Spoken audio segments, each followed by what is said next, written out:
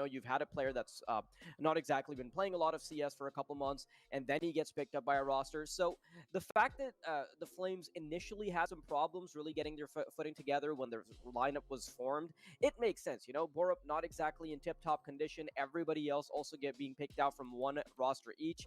I believe Borup was picked up after his hiatus from Mad Lions, TMB, similar situation. So, you know, you're putting all of these pieces together that haven't really had too much experience together.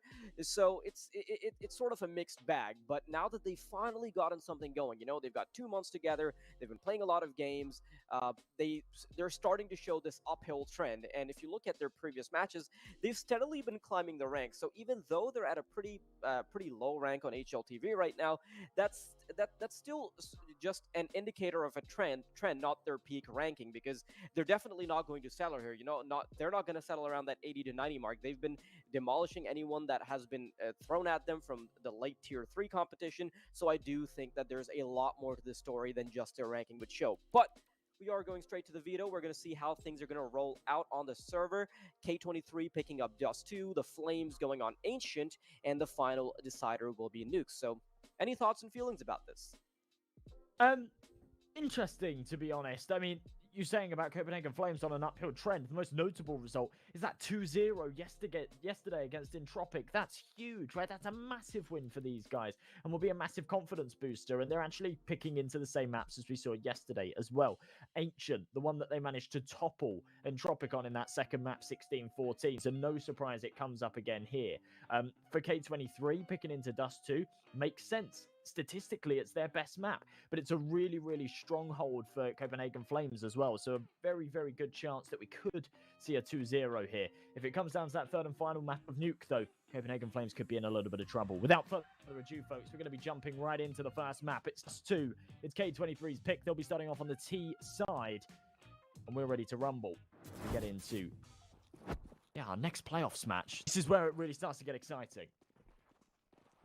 Yeah, and you know what? I'm honestly a big fan of the fact that we're seeing Dust 2 up front, because this is a map that both teams really like to play. Now, Borup, lots of pressure is going to be coming his way as he taps away with the USP. Eyes are completely out of the equation, and the flash is going to be great. Bird from Sky is allowing Borup to deliver the damage, and as they turn up from lower tunnels, it is going to be a piece of cake.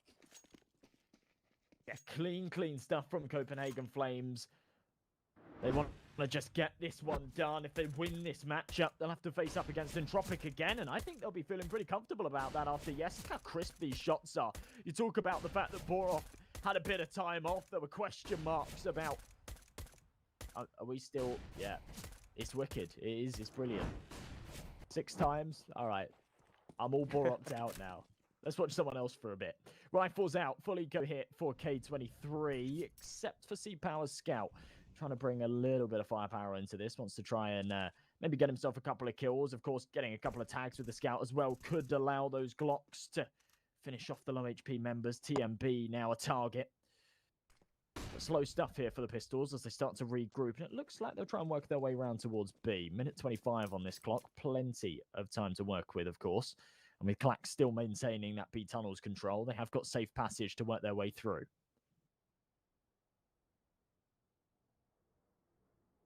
Yeah, the decision to immediately go for M4s, of course, that does debilitate their ability to just rack up money with the MP9, but I would want Bird from Sky to rotate over just to try to pick up that little bit of extra money that comes with getting SMG kills, but not really much of a chance to do anything with these Glocks. Easy pickup, X5, Scout rifle in hand, and it's sort of just a last hurrah before he falls. Nice start from Copenhagen Flames. Yeah, it has been. And C-Power kind of shoots himself in the foot a little bit here as well, buying into that Scout. Presumably in the buy round, he will go for another Scout here. If they were going to jump for another Eco, then you could justify saying... I think he still has the opportunity to go for a Galil, but okay, never mind. Oh, there we go. Scout again. He's just wants to stick to those. Yeah, just wants to stick to the scopes. Makes a lot of sense there. Yeah, you know what? If you're sort of going for this sort of play where you're going towards long, then it makes a lot of sense to have that Scout. You know, it's so difficult to clear out the site if players are just tapping away with perhaps a one-way smoke, maybe an M4 in hand. It's definitely useful to have that Scout tucked into pit. Just makes your life that much easier. Now, a little bit of an approach all across the map. They've got one player waiting outside middle. One of these players was in charge of long earlier now. The bomb will be joining the rest of the pieces very soon. Turning off from lower tunnels. Right. First man to aggress in short. And if you look at the Flames setup, they've got 2 players watching towards long and 1 rotator that can very quickly help out towards short. But he's not exactly in a prime position to stop them if they do decide to push earlier. Oh, slow setup here.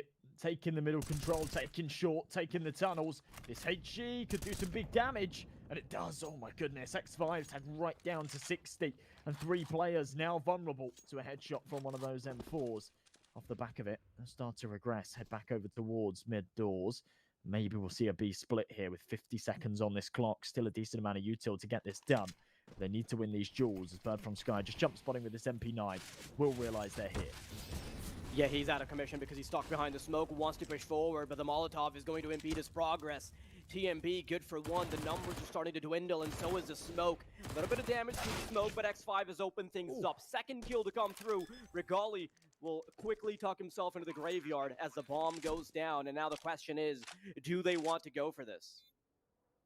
I mean, they've got the MP9, right? They could justify just throwing themselves at this round. They don't have a huge amount of util, but they should know that there's 2 players low on health. Instead, they call it right off. They say these 2 M4s are far too valuable.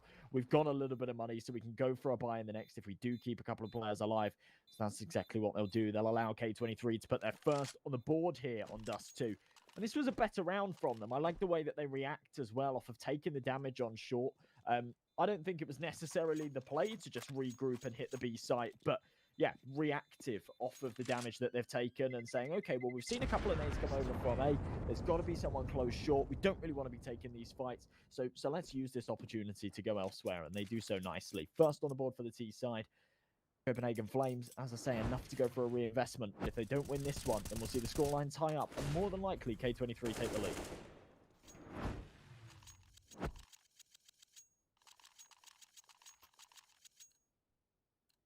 Yeah, reinvestment is right. They do immediately have the money for it, but Bird from Sky will be the one that is still stuck to that MP9. Not exactly mountains of money for them to throw around. K23 can very well take advantage of this. Head Kevlar missing on 3 of these players on the CT side. And a bit of a slow effort from the T side. Slowly coming through from lower tunnels. Sort of a copy and paste of what they did earlier, but it's slightly faster this time around as the mid players will join suit. They can't progress just yet. There's a smoke impeding their progress. TMB, once again, good for a kill through the smoke. Rouse in a brilliant position. It all comes off of the back of the fact that K23 haven't taken early long control. So they need to clear these positions, and they don't. Rouse good for a first opportunity to take more, but it is just a 1-for-1 trade. With a minute on the clock, K23 will take long control. As I say, 4v4, that M4 completely unretrievable as well. So for now, Bird from Sky just stuck on an MP9. They read this, though. They read this very well. As soon as that contact's made and things go quiet, they start to rotate off the A site. 3 players stacked up in mid. This is a serious commitment from the Copenhagen Flames, and it might pay off. Oh yeah, they're going to be running straight into the guns. Clax, though, good for 2. Regali's trying to keep this rope thin. And these 2 players are quickly going to reroute their efforts towards long. They know where these final 2 members of the CT side are. Molotov to impede progress from the short area as well. And they're just going to quickly march forward. The bomb should have no trouble going down unless the CTs can turn the corner quickly. XD power. Oh, couple bullets grazing his tail, but now they've closed the distance. Bora, first man to aggress, misses the first few shots. X5 might have a chance to close this out, but Regali will nip this in the bud. Oh, massive triple kill from Regali there in short. As soon as Clax finds those 2 kills, Regali's so called upon to deliver. He had to find those trades, and he does so nicely. Finishing off the round as well, just the icing on the cake. 3-1 for Copenhagen Flames. That round comes unbelievably close. And with a bomb plant and 4 kills, there's no doubt about the fact that K23 will be reinvesting into this one to have another crack at it. But of course, the economy's still so fragile for both sides. Yeah, that was actually a chance for K23 to sort of have this snowball effect, right? In fact, they had the pieces in the right positions as well to take care of that mid-presence, but it simply doesn't come to fruition. Really nice 2 versus 2 from the Flame side as well, and this allows them to march on forward with not being at the mercy of the potential eco that could have come their way. A little bit faster aggression this time around from Raijin, though. He's got that MAC-10 huddled up close towards short. And the bomb will be staying all the way back, just waiting for all the pieces to join them very soon. Couple of flashes, give them a lot of space, but look at how fast the rotations are coming in from the Flames.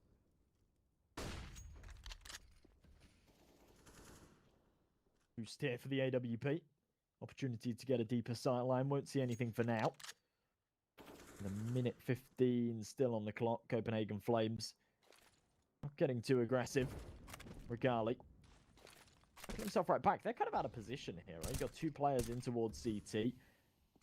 Heavily expecting somebody to try and peek through the doors and go for some kind of split towards the B site. It's not necessarily going to be the case as the smoke comes in towards the CT spawn. They're going to try and drop. Oh my goodness, Raging. That's audacious and it won't work.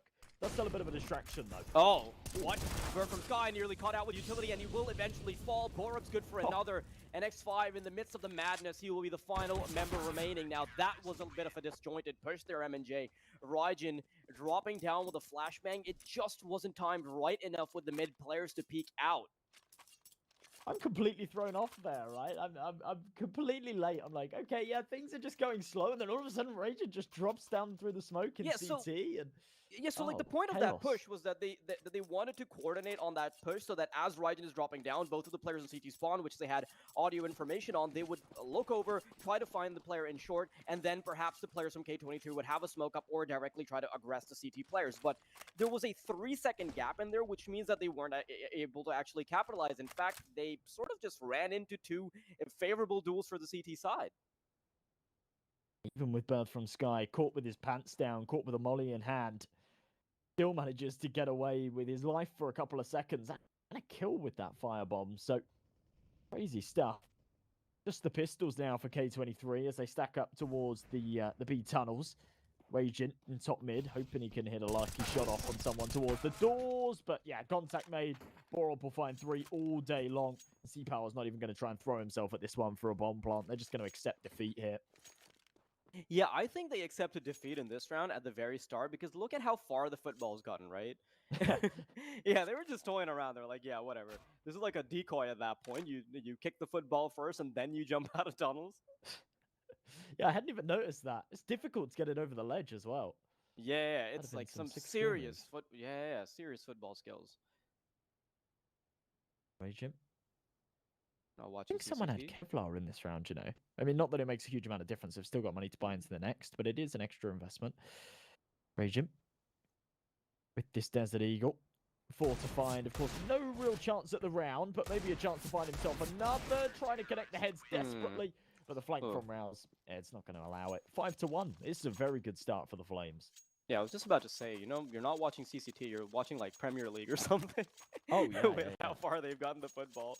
But yeah, Copenhagen Flames so far so smooth and it's nice and sailing, right? Because earlier in the pregame as well, we talked about how Copenhagen Flames' ranking on HLTV wasn't exactly representative of how far they've come. You know, they're on an uphill trend where they haven't exactly gotten the chance to play enough games to have their real sort of ranking reflect. And at the same time, K23, they haven't quite gotten the debuff for the players being switched out just yet. So we'll see how that actually unfolds on the server. And so far, the Flames have looked very good. Bro, they need to kick the football down to long. Play like a proper match against the CTs. Hits the T goal and then T ramps the CT goal. That'd be good. I'd watch that. I'd cast that. Regali reaggressing, came unbelievably close with his pot shot while flashed earlier. Is he going to expect Raging boosted up though? Oh, that's a brilliant Molotov. Smoke will give away that they are there, but are they going to be expecting Raging over the top? Good flashbang. We'll take him off the angle for a moment. There's no way Regali picks wide enough here, surely. Only going down. They still know there's one lingering, and the trajectory of it might give away that there's one position is up. great. Yeah, this is perfect. Are they going to reaggress? Oh no, Raijin, this is your chance. No. No way. Oh my goodness, they wanted to funnel out a Defizer there, but Raijin's position simply wasn't capitalized on by the T side, and Borup shouldn't be too difficult for him to get the player in tunnels either. XC Power and X5 now desperately trying to get something done. Bomb coming in from middle. One player in tunnels, and yeah, this is a little disjointed. X5, not a lot you can do here.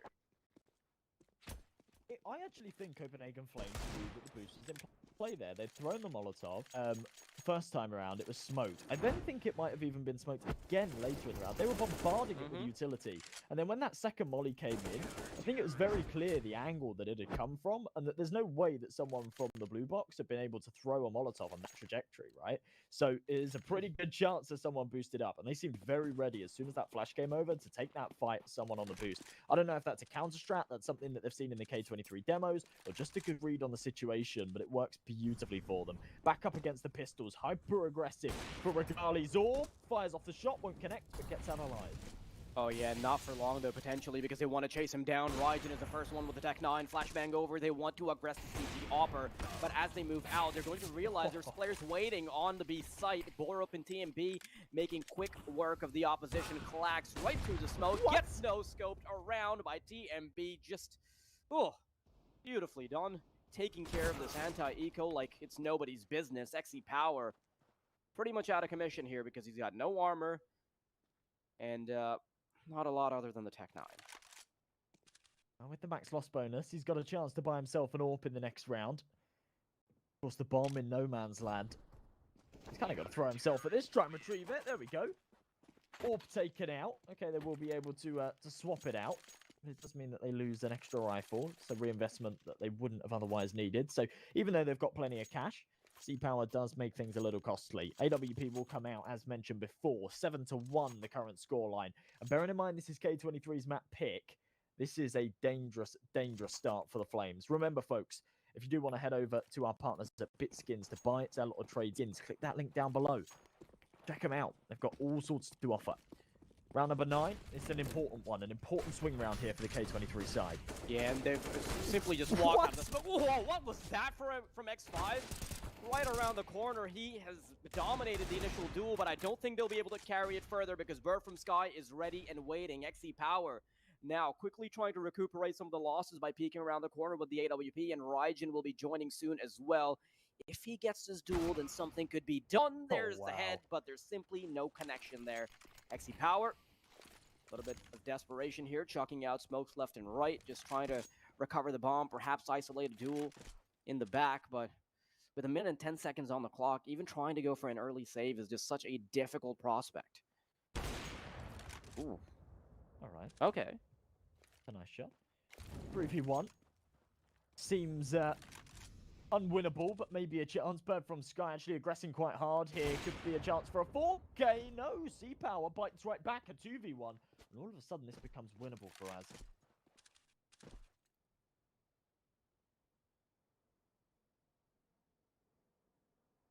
Yeah, it's just a bit of a waiting game for the CT side. They're unsure if going to take the long way around. Being extra careful, though. With 30 seconds on the clock, the CTs, they don't want to commit to a duel just yet. They realize that they can just tally their resources together. With the bomb going down now, they're going to regroup. XE Power, this could be such a marvelous 1v4 if he can just get it across the line. And I love what he's doing here. He's trying to isolate one of these duels, peeking right into short. Rouse is just waiting. He gets picked off early on because he tries to go for the jump, and now that XE Power's dropped down, Regali, he has no idea what's coming for him. Perhaps the information of XE Power dropping down was there in the death cam, but Regali needs to be very careful. He doesn't know if he's crossed over towards the ramp. XE Power knows that he's got a chance, and there's a jumping no-scope to finish it off. 1v4 for the man, and K23, this is exactly the engine that they needed.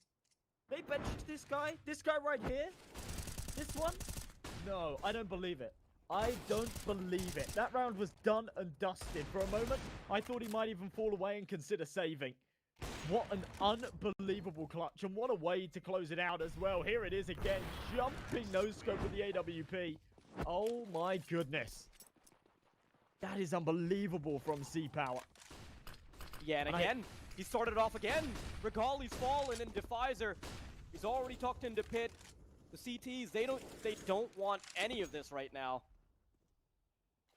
Man, I stressed the importance of that round in the last one. Saying it was a very important swing round. If they lose it, then Copenhagen Flames will be able to push themselves onto 9, and things really do start to get dicey. The C-Power single-handedly keeping them afloat. Now, I've been very impressed so far with Copenhagen Flames on just how capable all of their snipers are, right? We've seen Regali and TMB often opt for these double sniper setups. In the last round, TMB fell early. Bird from Sky picked up the duties and actually found himself a triple kill. This time around, back down to the rifle. Nade to be deployed. Contact about to be made here on long. Could do some decent damage. Oh. It does. There's another. Oh, man. That is such a nice setup, and with Rawls having a flashbang to work with, he will immediately mow them down. What a 1-2 combo for the books. And XE Power, once again, he'll be left all alone. This is all too familiar of his situation, but this time around, there's not enough time, and he doesn't have possession of the bomb. Yeah, last round really felt like the stars aligned. You could see that the cogs turning when he went for that clutch. This time around, he does recognize, right? Like, this one's over. I can't go for this. He falls away. Goes off his snazzy knife. Especially with the fact that he doesn't have enough time to try to work out picks, even if he gets 2 kills there, even if he sort of cheeses them out by getting pressure towards long. There's not really... Oh, Orup. XE Power got a little too cheeky here. Poking and prodding around the other bomb site. Gets immediately punished for it. But yeah, knowing that there's not that much time remaining, he realizes that there's actually a chance at a save. In the previous round, there was a whole minute on the clock, which pretty much put him out of commission if he tried to save. Well, he does get to carry that AWP across. The issue is what can they really force around it? They've got the max loss bonus, so we will see pistols and whatnot come out, but unlikely to be a full investment as Copenhagen Flames bite right back. They've got 8 on the board. And that heroic play, that little one-round stint from K23 showing off to be a mere anomaly so far. As it's just the pistols, 4 Deagles, C-Power's AWP, the hero to try and make something happen here. On the other side of the tunnels, it's Regali with a sniper of his own. Bomb. Ward B. But slow stuff here to kick things off. Oh, XE Power, okay. Nice little run boost to start things off, but they won't immediately commit to this. Instead, route their efforts towards the lower tunnels, and TMB will have a lot of responsibility coming his way. XE Power misses it by a pixel. And now the T's might have a reasonable chance. Raijin always the first man to go forward through the Molotov, tries to avoid it, but they're going to lose a lot of HP in the process. Yeah, 2 players running right through, hemorrhaging health. The others having to stick behind. That secondary AWP that was dropped can't be retrieved, so still just Deagles here. And as the retake comes in, still stacked up on short. These M4 should be able to catch her away. X5, though, does trade for 1. Yeah, I cannot believe they're getting away with so much damage here from the T side. And K23, they've made a mark here. The Flames do not want to push this issue at all. Instead, they'll be tucking their tails and going all the way to T-spawn on the B site. Not be able to retrieve that second sniper, so not losing too much money, but this is not a round that you want to be letting slip. And oh man, that card that Regali was out of this one, I didn't even see the run boost coming into play, right? I was thinking, okay, yeah, they're just kind of stacked up in all the tunnels. That's all good, and then bam, C-Power just flies out of the air. Such a fast shot to be connecting. 3 on the board. I mean, still trailing quite significantly, but they are making this happen. If they can string together a couple more here, this could be a decent half from them. I think we need to put an issue to bed, to be honest. Is it XE Power or is it C-Power? I always say C-Power, right? Like, in English, XSE just is C, so I suppose, yeah, I've always just said C-Power, but I know a lot of people that say XE Power. You say C-Power, I say XE Power. I mean, let's have a middle-of-the-road approach, right? Sexy Power. I think that makes a lot more sense, especially with the kind of shots he's been hitting, man. Yeah, sexy power, baby. I like that. Guy's been cracked today. Rouse, big opening headshot. Let's give them the man advantage. And whilst they've still got plenty of cash behind them, of course, they've been on a decent win streak. It is depleting quite quickly, so a round win here would be valuable. And K23 seem a little less decisive in this one. The last 2 rounds, because they've had a limited economy or limited situation, they've kind of thrown themselves at it together. At least in that last one, they're just throwing themselves at it together, playing the trading game. This time around, they go back to this default, and they don't get off to a good start with it. Yeah, and I think TMB wants to go hunting here, gets a little exploratory here, and I do think he realized there might be someone behind the box here, but doesn't quite check in time, and Clax will be good for the head. bomb all the way towards long, and some of this attention being drawn towards middle is exactly what the players on long need. The player on short is suddenly focused on LT. And Borup is going to be directing his efforts towards mid door as well, and now there's going to be a lot of pressure on Burr from Sky, who's got an AWP right behind the side boxes. Oh, this is a horrible position to be in, but if he can hit his shot, then it's happy days, and there it is. 2, third from Rouse. C-Power does get himself another, but again, another one of these situations. There's 20 seconds on the clock. There's absolutely nothing he can do. He'll be taken out by Rouse here as he starts to fall away. Ooh, I don't think he realizes just how lucky he is to be alive here. That might have been intentional to try to slow down the aggression from a potential Rawls lurking behind him. But as the timer starts to tick down, now this is dangerous. If he gets pushed from Rawls and if he's not checking, the op could be taken away, but Hexy Power will say no. Ooh, okay, again, a scary situation, but does manage to come together. Really nice openings. 9-3. Again, that AWP saved across, so we will see a half investment around it. Clack's going for an AK. But slow stuff from a couple of these guys. Defizer, the young gun, the one that I said could either go huge this match, or nerves could get to him and he could have a bit of a slow one, sitting 1 and 12. Rajid not doing much better, 1-10 as well. It's really the C-Power show.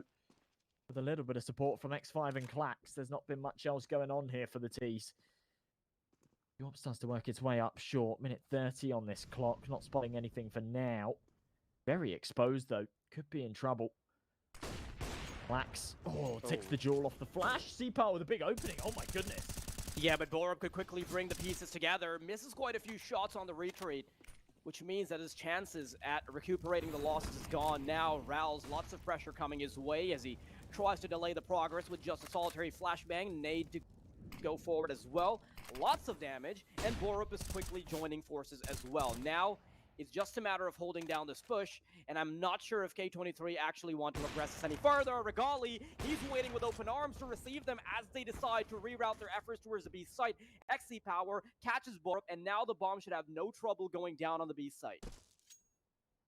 I think the condition there for the rotation was whether or not Regali actually found a cross shot. Now they're going to have a crack at this, especially as he's taking a second round. Oh my goodness. A 2v2 retake, this is doable. Yeah, this is definitely doable. The realm of possibility has suddenly laid out a red carpet. Rawls, first man to aggress, gets the first one, and now the final player in card. Defizer is good for the double with a Desert Eagle. How has he gone about this? Oh, that's unreal at the start of the round as well. I was saying he'd had a massively slow start. And my goodness, does he prove me wrong? It's like he heard me. 2 massive headshots to close out that one. C-Power doing God's work as well with that AWP once again. Let's see these headshots. Bam, bam, crisp as they can be.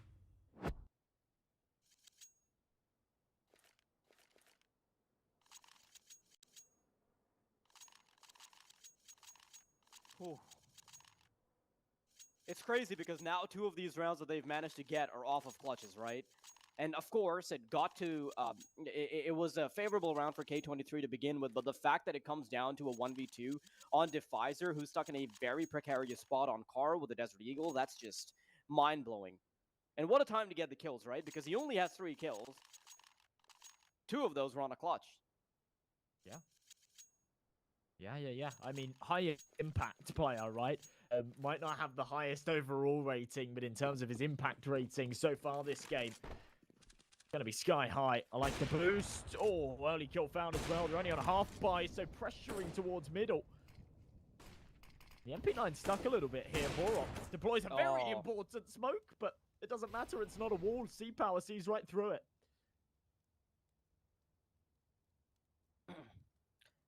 Yeah, this is suddenly looking a lot more favorable for K23. Knowing how this game started, the Flames looked a lot stronger, but now if they can get to that 5-round mark, if they can get to that 6-round mark, suddenly when you're playing the CT side and knowing it's your own map pick, things could be a lot more favorable. Keep in mind, there's not a lot of money to go off of either, so next round isn't exactly going to be perfectly favorable either. K23 just want to make sure that they have weapons they can take into the next round, because looking at their current budget, it's not like they have tons of money stuffed in the wallets either to carry into the next round. Yeah, this is rough for Copenhagen Flames. They got off to an unbelievably one-sided start. Now this is shaping up to potentially be a 9-6 half. They have gone for the hard early rotation though, so a chance to defend. Then they come over here towards B. Rawls, he's going to be flashed out of his position. He's been exposed as well. He's good for the initial kill. Gets the second as well, and I cannot believe it took that long to punish him. Now Raijin wants to do a little bit more damage. Regali weaving in and out of battle, courtesy of the middle blocks. Is able to get one, but he cannot close out the second. Raijin does manage to collect it at the end, but that is still a lot of damage to the T side. Oh, it absolutely is. But again, Raijin, he was on 1 kill before this round, and he's found himself that all-important double to clutch it out. Unfortunate for Regali that he ran out of bullets in that M4, had to swap to the pistol. It got so messy at the end there. They do tip it over the edge. 9-5 money here for the T side. For Copenhagen Flames, despite finding 4 kills in that last, it doesn't do them many favors. They've still not got a lot to work with, and C-Power still finding these entries. My goodness, he's on 16 frags right now. Yeah, especially knowing that he's on the T side, right? He's just been doing so much work, but this time around, he's the first one to get picked up. Straight onto the A site we go, and Rawls will have to try to shoulder through the smoke. Doesn't want to press the issue just yet, though, because he's waiting for his teammates to chime in. Molotov underhand, and he's got a scout to follow it up as well. Desert Eagle now is able to get a kill with the Molotov, and he is being such a menace while the rest of the players start to chime in. Klax, first kill collected. TMB getting up close and personal with the MP9. Headshot doesn't connect, and Bora will be left in a 1v3. A couple of shots connect, but it will not be the end. 9-6. The Flames, they had a really strong start, but K23 will pull the rope closer.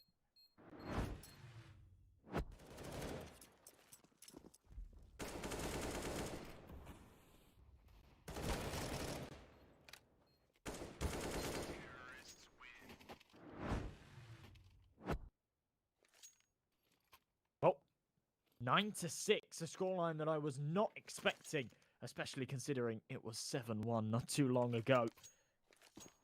Getting into the second half, though, very, very important pistol round for K23. Remember, this is their map pick. They want to try and tie up this scoreline. Aggression up middle. X5 been spotted. He calls this off, but is he going to be able to escape in time? But from Sky's right up close. He's got a nade out, though. And he's punished. Oh, K23 are having a very similar pistol round as to what the Flames had initially. As clean as it can possibly get. Maybe Regali gets away with some kind of consolation prize, but that's pretty much all we can expect unless we see a masterful 1v5 out of nowhere. But no, that is denied. Yeah, clean stuff there from K23. A bizarre setup there as well from Copenhagen Flames. Yeah, Bird from Sky just leaving himself massively exposed on short, then trying to throw yourselves at the B site, but very disjointed. Now only 2 rounds separate these sides. Not something I was expecting to see, to be perfectly honest. Round number 17 underway. Just pistols here for Copenhagen Flames. TMB will be opting for a hero Galil. I'm not sure what his goal is with this one. Won't spot anything for now, though. K23 playing super defensive.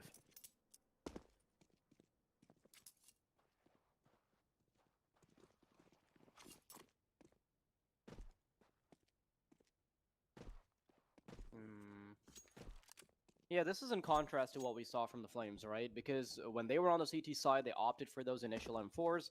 Instead, you can see that K23 just want to go straight for the moneymakers. There's only 1 weapon on the T side, so that still could be a bit of a dent maker, but not really a lot of hopes here. Just 1 member here on the B site, and that could be problematic. If they push into B, and if they can get Defizer, perhaps at least get the bomb across the door, then it could be a massive setback for K23. But if that doesn't happen, it's not exactly something to write home about. MP9 up close. About to come under heavy fire here from the Flames as the Glock starts to fly through. The MP9 should be able to shut it down, but no, they might be able to get a bomb plant here. Oh, okay. Maybe I spoke too soon. Oh, Yeah, even with a scout rifle, XP Power is just such a menace. Rawls with the recovered Galil. Can't exactly make anything happen, but still. A little bit of damage chipped onto the CT side, and with barely any investment, I don't think they're feeling too shabby about it. Bird from Sky, he's the only one that might have to be bogged down to a scout rifle. Everybody else, they should have no trouble getting that AK buy up. Oh man. Good bit of damage at the end of the day. Rifles will come out. Bird from Sky down to a Tech 9. So they can pull out a little bit of extra utility. This is to try and stop K23 from leveling up this scoreline as well. Oh, X5 getting so aggressive. Oh my goodness. Yeah, he pretty much set it up for Clax, right? Because he got 2 headshots on both of the players. And with that kind of damage being done, it's pretty much just a matter of holding down mouse 1. Raijin has been spotted by the player lurking around outside B tunnels, but this also sort of narrows down what the rest of these players are. Clax on the other end of the smoke. He's about to greet 2 very, very angry T-side players. They do decide to push in, of course. With Raijin's position, could have been a little problematic, but a teammate is ready and waiting, watching. XE Power doesn't allow any transgressions. Clax tucked in the pit. Good for the first one. Regali, immediate feedback. But not really a lot he can do off of this position.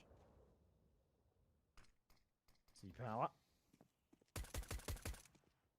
Oh my goodness, even with the USB. That's where Regali is, taps him away. He's under pressure from behind as well. Will be taken out here, no problems whatsoever. Raijin will be able to upgrade into an AK. And they'll type this scoreline 9-9 with no bomb plant there from Copenhagen Flames as well. There's not going to be one to work with in this next. And a decent chance we might actually see K23 take the reins, take the lead here. Start of that round so messy. Clax fully blinded. So lucky that his teammate hit a double dink. All he needed was 2 bullets to finish off that one. Just pistols for Copenhagen Flames. Regali on a scout. And going into round number 19, kind of accepting that they're going to have to play from the back foot now. They got off to such a strong start here on Dust 2. But now not really looking like the same side.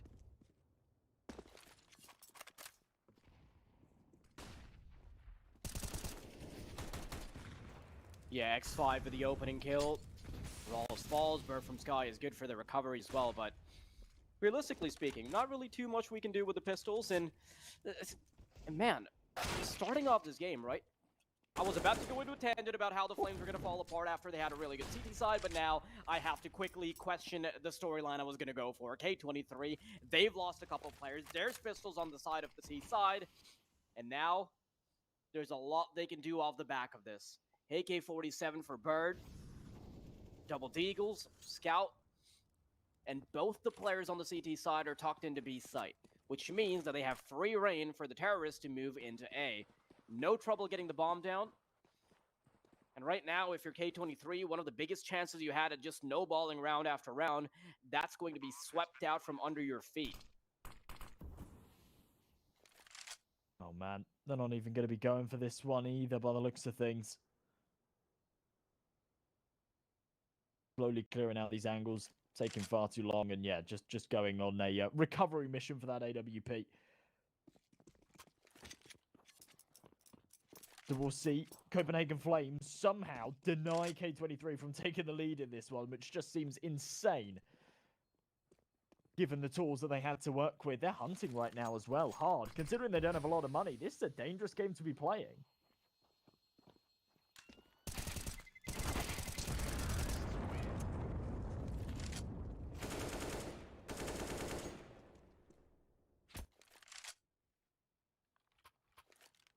Yeah, I'm not sure if I really agree with that. Yeah, me neither. The whole push and then die strategy. But yeah, double digits for the Flames where we least expected it, right? Because let's be honest, they had nothing to work off of. They just had a few pistols here and there, and K23 looked pretty solid. 2 nasty kills coming forward. That could honestly change the outcome of the game entirely. Regali, first man to try to aggress this A site. Burning up in the Molotov. Smoke is actually going to end up saving his life. But yeah, K23 are feeling less than comfortable. The utility is lacking. XE Power still has that AWP, so it's not the end of the world just yet. if you look at the Flames' positioning, they're having a pretty basic default. Couple players in tunnels, one in mid, one being a little more exploratory around the map, and one waiting outside long.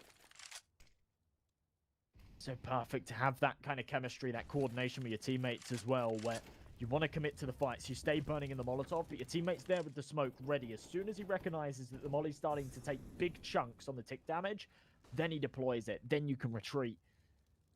No chance for any kind of crazy upsets. Clack's in a brilliant position here, though. Of course, they've lost long control, so able to stuck himself behind the doors. And as they want to re-aggress, they've got to be very careful. They must make sure that they clear him here. It doesn't look like they will. Oh, flash, though. That's perfect. Yeah, for a second there, Clack thought that the flash might go wide, but now X5 is going to have to do it all by himself. At least he's gotten a double, so it creates some massive space for the CT side to recover, but it's still only Defizer and Raijin remaining, and they've got to worry about Borup, who's got a knife that he's willing to sink into their backs.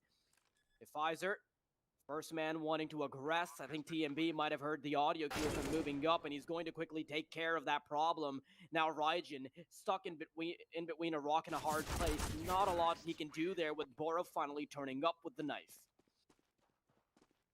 Oh man, you said at the start of that round that that big upset, that anti-eco, might just cost them the outcome of the game, and it certainly could here. Copenhagen Flames look like they've had a new lease on life. It's been a fair few rounds since we've seen this kind of confidence from them, and all of a sudden they've taken the reins again. They've forced K23 down to a low buy, and things are looking good. Remember, folks, that banner just there. Bitskins, our partners, if you do want to head over and check them out. Damn, that's one of the fastest segues I've ever heard happen. No, there's too much going on. Not waffles too long.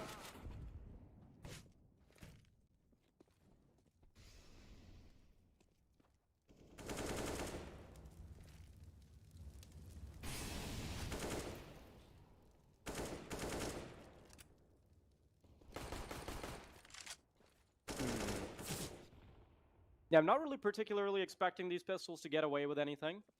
Already having Rawls and Ergali in the grave is probably something they're quite happy with. No. I mean, they're taking a lot of damage here. It could have been a chance for Clax to find another kill as well. TMB was low. Bizarre, they just weren't even allowed to get out of the T-spawn that round. That's how much pressure they were put on by the USPs. But they do stick around. They do convert it. 12-9. Decent little buffer here as well. K23, this is an important round for them. They lose it. Copenhagen Flames draw dangerously close to the finish line. TMB definitely looking like he wants to go for a pick towards middle. He drops down. Boost over. Oh, nothing early on. Smoke in place. They won't be fighting this for now. A slower approach in this one. Recognize the importance of it.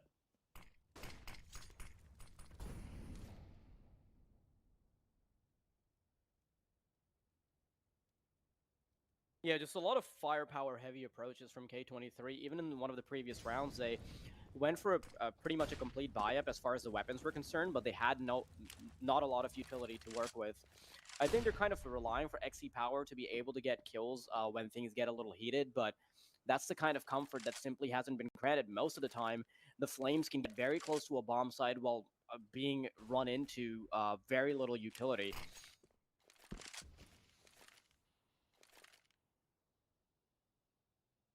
Minute on this clock. Yeah, and one smoke. I mean, what can they even do with this? Yeah, this is going to be a difficult execution. I'm not sure if they've really thought this one through. Defizer getting up close. Here in these sound cues, you can hear all of the steps on short. He has the information. He should be relaying this to his teammates right now. They're up close. It all comes down to when they pull the trigger. Here comes the flash to the push, and oh my goodness, doesn't go their way at all. I honestly thought that was going to be pressure for XE Power as they started to creep towards the short area, but it ends up just being this one player Defizer to take away two. What a nasty position to be in. K23 somehow, even with very limited utility, now they've suddenly made themselves relevant in the game again. A double digits achieved. The Flames economy very close to extinction. We could be seeing a more competitive game now. We absolutely could, yeah. Again, I mean, it feels like it got competitive when the scoreline tied up 9-9, right? But Now we're in the second half. We've got the guns out and things start to get exciting. Copenhagen Flames without the money. Of course, they've gone for a force buy here, so if they lose it, it'll be an eco in the next. See the scoreline tie up. Yeah, it doesn't matter how it starts. It all comes down to how it ends. Aggression in long. X5 confirming that there's no one up close. They are retreating off of this. And with Borat maintaining the control towards the B tunnels throughout the whole of the round, the bomb's going to try and work its way round. They might go for an execution here on the B site. We'll have to see. Minute 15 left to tick. Two players still sticking towards top middle. They need to play their cards right here. This is a very, very important one for them to convert.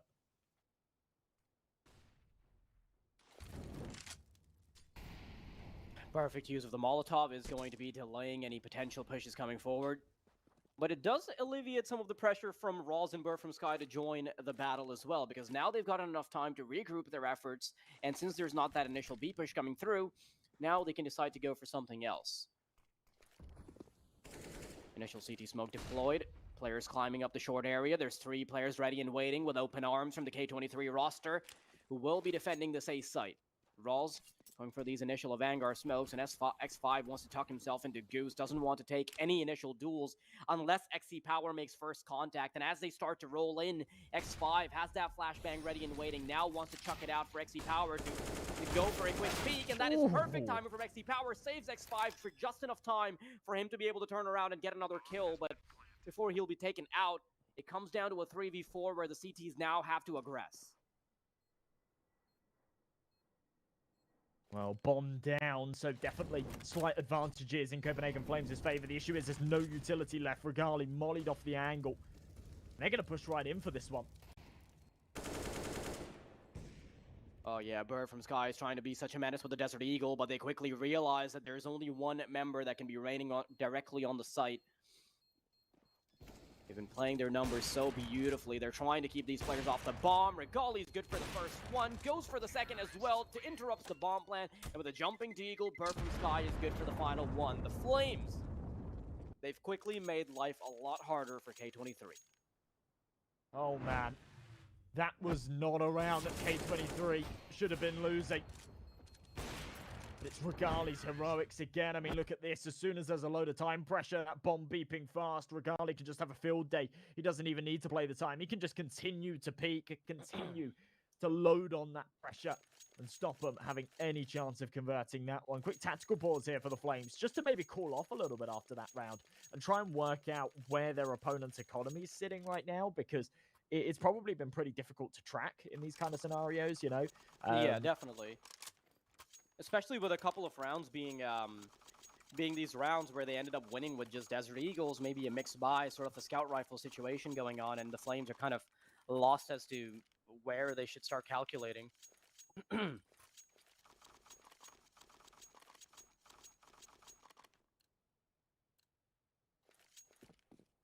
3-round lead. And a sketchy buy for both sides, to be honest. Taking so many casualties in that last. Copenhagen Flames on 3 Galils, an AK and an AWP, and hardly any util. On the other side of things, the defense is in a similar situation. And this is going to be a real scrap to try and pull ahead here. If Copenhagen Flames can do it, they might just be able to get it over the finish line on their opponent's map pick. 5-7 up close. Man, maybe if Defizer had somebody to distract, right? Maybe things could be different, but yes, they're going to be pushing through the smoke, and he's got the perfect distraction. He's good for the first one. NXE Power has chimed in as well. Raijin needs to be very silent-footed as he moves in from the back lines. And now they want to serve as a distraction for the second prong coming through. Bomb goes down. Regali's got the AWP, and Raijin has moved in just in time. They're tunnel visioned over here as they try to delay this push. No. But Clax is good for a double kill with the Desert Eagles, and suddenly K23, very clean retake. How the hell does Rouse lose that fight as well? Holding for the flank, Raijin's coming in tunnels with a FAMAS. And he's walking through the smoke. That should have been a free kill for Rouse all day long. Could have been that 3v3. Instead, it swings K23's way. Bomb plant going down does mean that Copenhagen Flames do have a little bit of extra cash, but I think they're going to have to save every single penny of it if they want to buy in the next. Look at those shots from Clack. I can see that from his POV. They were crisp, especially that second. They're going for another buy here. Borup, both from scratch. They're fully invested in this. No, surely not. Oh, this could be pretty problematic because you know that this is K23's map again. They're on the CT side, but they want to go for a hard and quick scuffle here. Defizer is feeling a little pressured. He eventually falls, and XE Power will be left out without an in. Raijin ready for the retake as well, and now they must be pouring in soon. The utility's at the ready. They've got so many pieces of it, and as XE Power gets the kill on Rawls, this becomes near impossible. TMB just trying to keep them at bay with the solitary piece of utility he had other than the nade. Golly, getting up close. He's waiting for an inch. K23, on the other hand, they realize that there's no pressure on them just yet. The bomb hasn't gone down, so they can very easily just wait for the Flames to make a mistake, and I love this kind of level of detail. Man, so patient from K23. Regali knows he's in an impossible situation. Right now he's delaying the inevitable, wants to try and drag one to the grave with him. It's not going to happen. Raijin takes one more. And to be honest, I really feel like Copenhagen Flames don't have a very good read on the situation here. The one thing that's super apparent right now is K23 have been very trigger happy with their rotations, right? As soon as they take contact, especially towards that B site, because Copenhagen Flames have really conditioned them into whenever they take contact on B, they commit to the B site. K23 have just gone for these hard rotations because they don't want to be trying to retake the site. And Copenhagen Flames continue to just throw themselves into these situations. I think they'd have a lot of success if they went for a fake towards this B site, then tried to send it up short whilst catching off those rotations through middle or something like that. Just change it up a little bit. 2 rounds on the trot, throwing yourselves at the B site.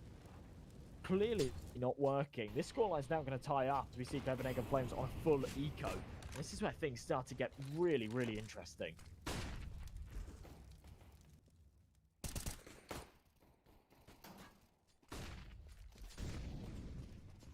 Yeah, just a matter of time before these blocks get picked up now. Just one casualty in the form of XE Power, and even his weapon is going to be recovered. So, not really a lot of losses for K23. In fact, this previous round and the fact that Copenhagen Flames went for a full buy-up in the previous one, this was sort of a segue for K23 to start building up an economy. Now they've done exactly that, and it's going to be super problematic for the Flames to deal with. In fact, they're going to have to immediately bounce back, and if they don't get this next round, I would start to think that we're already seeing 15, maybe even 16. Absolutely. A bit of a problem here as well in that Rouse and C-Power seem to be doing the majority of the heavy lifting for both sides, and Rouse has gone a little bit absent in these last few. Once again, C-Power's the man to win the Battle of the Titans. And that star player put to bed early here in the 27th. Such an important round here for Copenhagen Flames. And they kick it off with a disadvantage.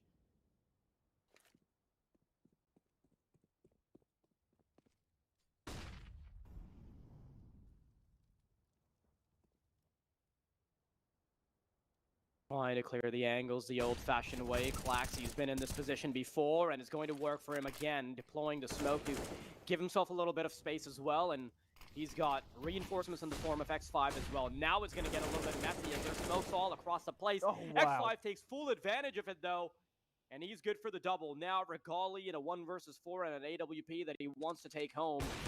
The chances are looking slim. Had a bit of a one-way angle there as well, but he cannot capitalize. K23 subtly in the driver's seat. Oh, this is rough. This is seriously rough for Copenhagen Flames. They've got a predicament. I'm surprised they don't call a timeout here to discuss what the hell they're going to do in these next 2 rounds. They've got a little bit of money, and with the max loss bonus, they can... Yeah, there we go. There comes the pause. They can buy up some pistols. So I think that's what we'll see here. We'll probably see a couple of pistols come out. I don't want Regali too heavily investing into this. He needs to have an AWP in that next. It's been very apparent that that absence of the snipes D side's absolutely been causing them problems. But a round down, opponent's pick, a map that they were fully in control of for the majority of this one. They need to pull off a bit of a masterclass here to stop their opponents from getting onto map point.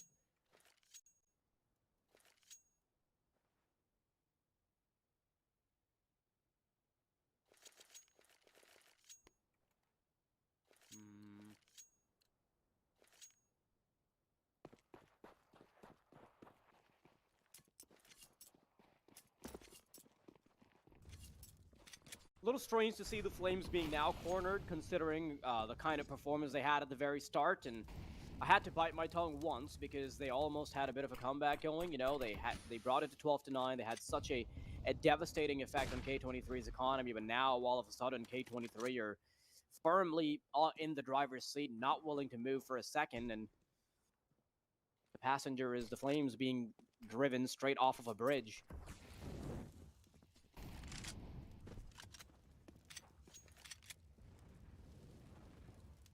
Taking this one very slowly, but as all five group up here towards short, they're going to have to mount on the pressure here to X5. Smokes on catwalk, obscuring their vision. They're making their presence known as well by firing off these shots. They do need to speed this one up a little bit. They have still got enough time.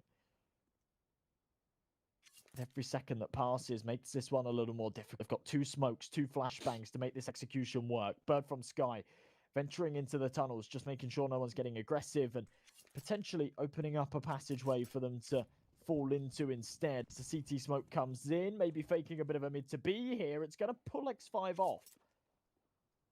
And they'll hear this. 30 seconds left. Surely this is where they pull the trigger. Just going to have to get as scrappy as possible. XC Power surprisingly not able to take the first shot.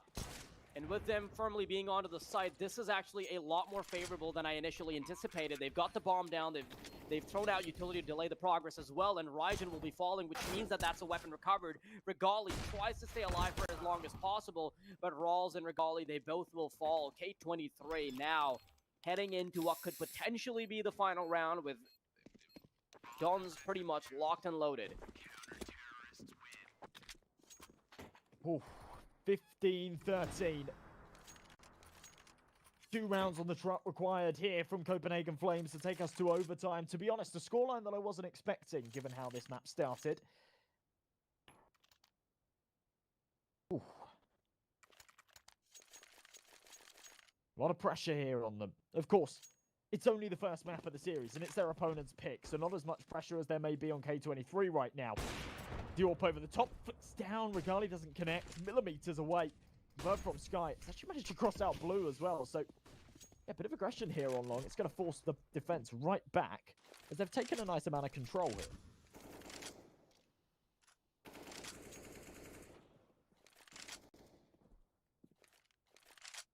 The question is what they're able to do with this control, though, right? Because even though they have managed to take long, courtesy of all the numbers they have here, they've also given up the B tunnels entirely. Now, 2 players being pushed in from the K23 squad means that rotations will come in very soon, and that is going to make things very difficult to swallow for the Flames. They haven't really made a dent past the initial long possession, and with 3 players ready and waiting on the A site, and 2 more prongs coming in potentially from lower tunnels, and maybe even a flank from long, this is going to be next to impossible for them to take unless they can just put in the good old elbow grease and get those duels going.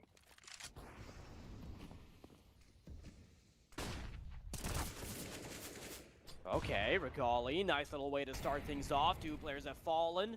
Really good setup for the K23 squad initially, but Flames might be good for the conversion. Here they go. Right around the smoke, TMB wants to creep further. There is a bit of a one-way, though, for Klax to play off of. Klax and Raijin both good for 1, but one of them will fall now. Raijin, he's a solitary attacker that has to try to deny this initial bomb plan and potentially go for the retake. With a man advantage here, a good chance. The issue is the CTs are stacked up, but a very, very important kill from Regali there. That leaves it all on to Defies, a 3v1. If he pulls this off, he'll be the hero of his side. They've got loads of money behind them, so he could justify having a crack at it. But of course, that AK, a luxury that he cannot buy on that defense. So he will fall away. He'll carry it across into the next. We'll see Copenhagen Flames pull off what's required. A 14th hit. Desperate to take us into further rounds. That is so surprising to me because the setup from K23 was perfect to take care of what the Flames were doing. They had initial long possession, and K23 reacted to that by going for B aggression of their own because they realized that they had pretty much no control on long. They were hoping that if there's 1 prong in tunnels, perhaps they can take care of him and then go for the long way around, perhaps try to break the default.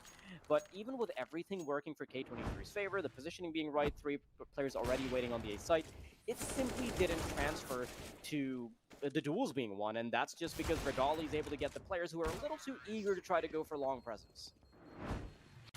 Heroics from Regali. 3 kills from him in that round. Rouse showed us a bit of life as well. I pointed out ages ago that he was on 26 kills and having a massive impact. In that last round, he finally cursed and pulled above it. But from Sky spanning through the smoke, I can't believe this. Oh my god, that's messy. Yeah, for a second there, I thought Klax Ooh. might be able to do something off of that position, but it simply doesn't convert. Now Long, once again, being taken by the Flames. We thought the Embers would have died out, but suddenly the Pyre erupts. K23 are feeling a little fearsome now. They realize the kind of lead they've given up. Knowing that this is their own map pick, they've suddenly got to put the pedal to the metal.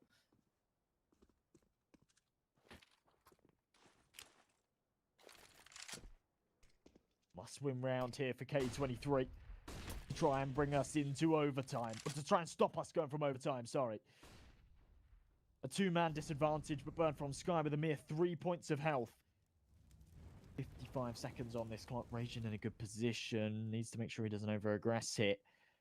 Copenhagen Flames need to make a call right now if all away from this. Otherwise, they do have to commit to Long. And here they come.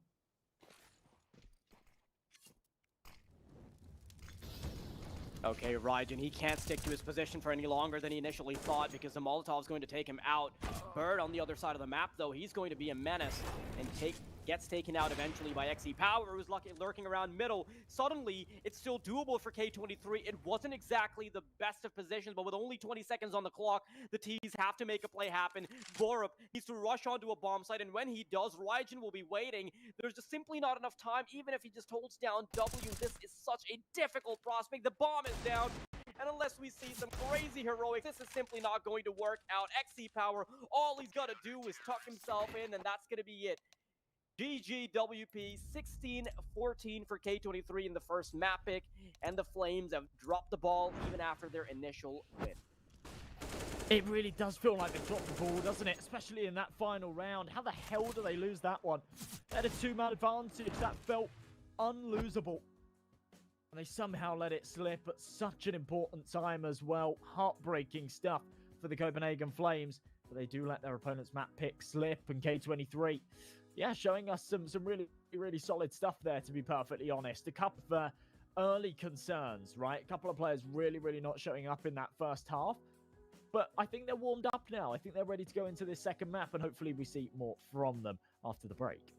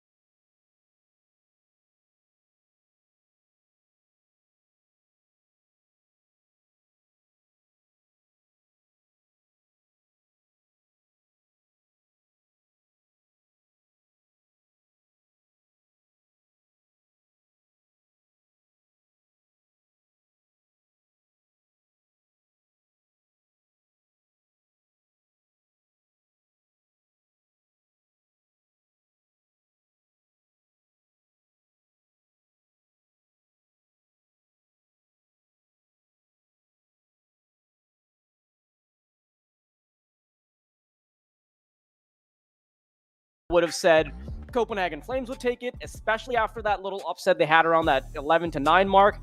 But at the end of the day, K23 end up taking their own map pick, and now we'll be looking at Ancient. How do you think K23 is going to be affected by the fact that they've recently just added a new player? I don't know, to be honest. We're going to have to see. I think there were definitely some teething issues in that first map, but things started to come together quite quickly. On Ancient, Copenhagen Flames' best map. They were able to take on a Titan like Entropic just yesterday. But K23 had decent results on it too, and they get the luxury of starting off on their CT side. Not a great start for Clax, though. You know, already the T side being a bit of a menace. 2 players have fallen for the CTs. The bomb should be going down comfortably. Don't really expect this to be too hard of an endeavor for the Flames to close it out, but Raijin is sort of a juggernaut right now. He's got the dualies, he's got a set of armor as well. Tries to be a bit of a menace. Raijin's good for a double, and that means that Regali and Borup suddenly have a lot of pressure on their shoulders. Wow. They're quickly going to fall to X5, and where I said the Flames would not have too difficult of a time, they've quickly been stomped on by the dualies of K23. A decent chance they go for a solid buy in this next one with the bomb going down and a couple of kills being found. But yeah, I mean, Raijin just turns it into a beast right there. It feels like K23 are just waiting for him to make a play. Pin themselves away. If he does something big, then they go for it. If he doesn't, well, they reel it in a little bit. Maybe just go for some exits. Maybe save that Kevlar. But he goes absolutely huge. 2 very important kills towards Donut. They'll go for a solid buy in this next. 3 M4s for Mass and MP9.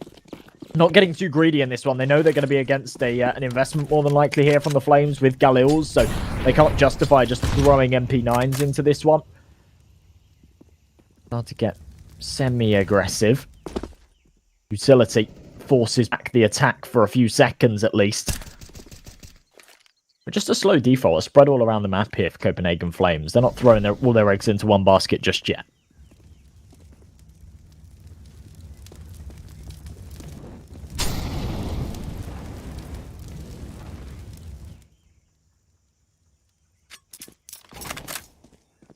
The only Molotov that K23 had available to try to stop some kind of fast push that you would expect with Galils and a couple pistols being thrown into the mix, that's already been exhausted. And if the Flames want to go on to the A site, or rather B site, they're not really going to have too much utility to work off of. They've only got a Molotov, they've got a couple flashes on the top as well, and it comes down to just a raw duels. TMB somehow good for the double, and Defizer's unable to get the refrag on Raijin now. Clax is quickly going to be put in an awkward position where he sort of has one foot out the door when it comes to defending the A site, but most of the crux of the action is going to the A site now. The Flames quickly cycling down middle. Bomb shouldn't have too much trouble getting planted, and Clax is stuck behind the smoke. Maybe he wants to try to dip his toes in the water to see how cold things can get, but hasn't quite committed just yet.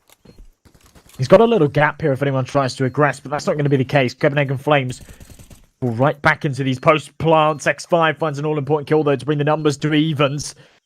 Galils and a Deagle to try and get this done, regardless of good timing. But they now know where he is, and Clax right out on the bomb site. He needs to try and fake this bomb. Oh, this is pretty much a checkmate right here. Nothing that Clax can do. They don't have a kit either, so they're just going to have to back off. The time to potentially just keep the T's close enough for the bomb damage to take them out, but is that going to be the case? Yeah, Regali falls, but Rawls at least gets away with a Galil. So buy-ups are going to have to come through on everyone. Including the CT side, they'll be on double eco here. This is actually a really bad whiff as well from Raijin, considering how fantastic his first round was. Yeah, seeing that whiff in Cave with the M4, that could have been the difference between a 5v3 in their favour and a 4v3 the other way around.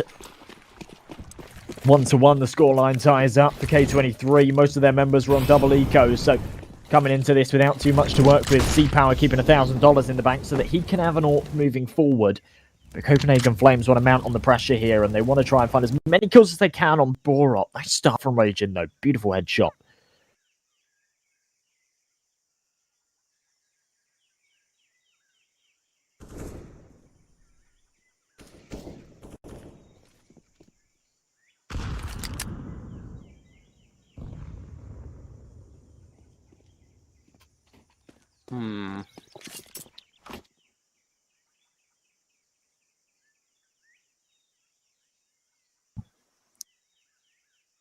Now,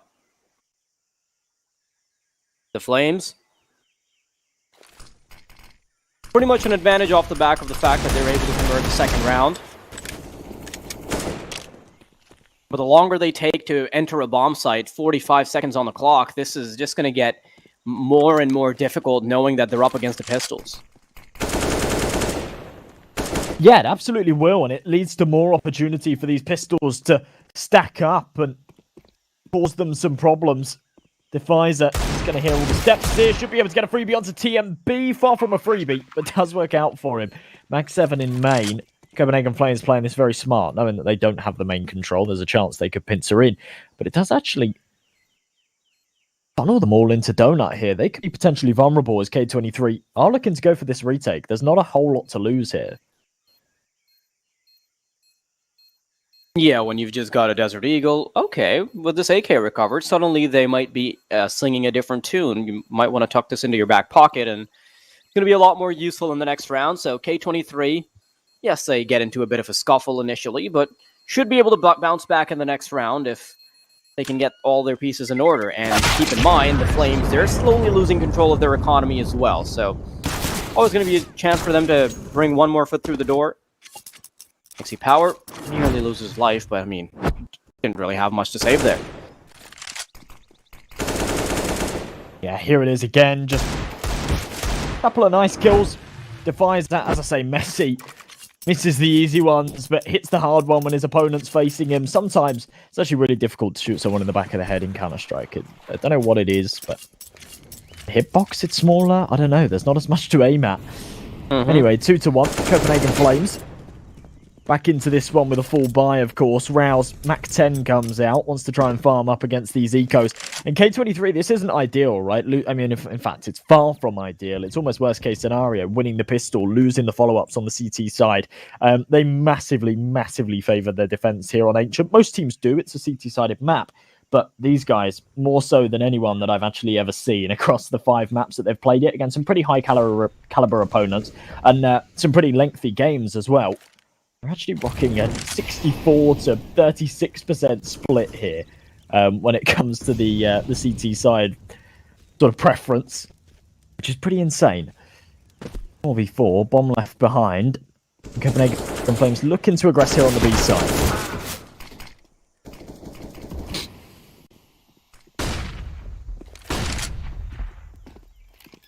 Weapon recovered by X5, has a nice little lineup to go around the pillar as well. XE Power, that 5-7 that I said was going to be irrelevant in the last round, suddenly starts to poke eyes out.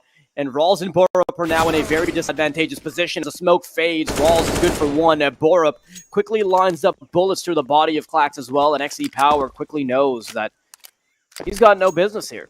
Last time he saved a 5-7, this time around an AK as well.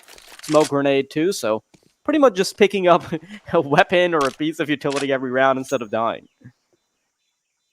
And that's a real shame. If X5 wins that duel as well onto Rouse, then it's a very, very different round. But those smokes, just so precarious as they fade, right? It's all comes down to yeah, what resolution you play, what graphic settings you got, all sorts of that is funky things, right? On who sees who first. But, like, generally speaking, if you're inside the smoke, you're going to have the advantage. So, yeah. That was actually more correctly played by Rawls, if anything. I think we might get a chance to see that very quickly. If we do get... Nah, I think they skipped that duel, since duel with Borup was the one after that. But, yeah, the Flames already a pretty great start on the T side, and perhaps we would have seen K23 in a world where they start off with 4 rounds of their own, but simply not going to be the case. Now, fully locked and loaded, though. XE Power getting a bit of a discount as well because he's able to save an AK from the previous round. Everybody else on those M4s. Want to see how different their tune is when they can start off with weaponry, because we haven't really seen a proper gun round just yet. Regali. Oh, doesn't quite get the timing. Not sure if Defizer would have seen him on that jump spot, though. In fact, I'm pretty certain he wouldn't have. So goes for the repeat. Doesn't connect the shot, though. Raijin tad late on the spam as well. Feels like the timings are just a second off here. everyone was 1 second quicker, we would have seen a couple of duels happen so far, at least some damage dealt.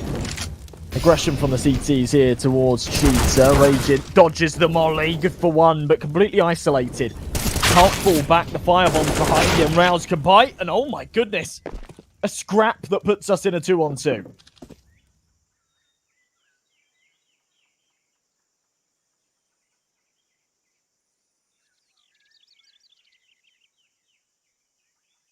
No, the problem is they can't immediately go for the bomb plant, right? Because they've left it on the outside of B. They're trying to nestle themselves into better positions before they actually commit to this, and maybe they can even catch Defizer in the back. But I like how K23 is playing this as well. They want to double up on their efforts, but with Klax having pushed all the way through the A site, now Defizer knows what's going on. Regali has to do the grunt work of going all the way back to try to get the bomb. Defizer, in the meantime, has gotten a lot closer to the A site, rather the B site. This could be problematic as they're crossing over. Bomb gets dropped, and suddenly TMB is in a 1v2. Has to desperately try to get the bomb down, but Defizer is good for the second as well. 3k to end it for the man, and K23 suddenly looking a lot more powerful. Retrieving that AWP as well, something that'll be valuable. He can drop it over to C-Power, who was a beast on the first map of Dust 2. Yeah, look how messy this was to start.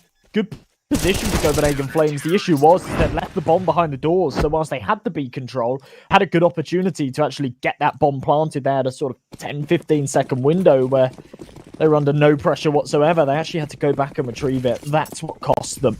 Round 6. Rifles out. Not too much to work with here for the Copenhagen Flames. An AK, a Galil, some pistols. It's a full investment. But only for them. It's every penny. There's not much behind it. C-Power with a very good kill. Doesn't drop off either. Sticks around on this boost for more.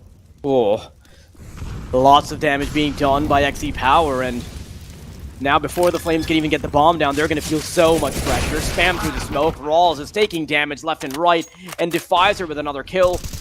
Regali's pretty much the only man that can... Yeah, I was about to say he can have a conversation, but he's got his mouth taped shut. Only had a deagle and 4 points of felt, so not really anything he could have done that. K23 though, tying things up now. Not a lot of money here for the Flames.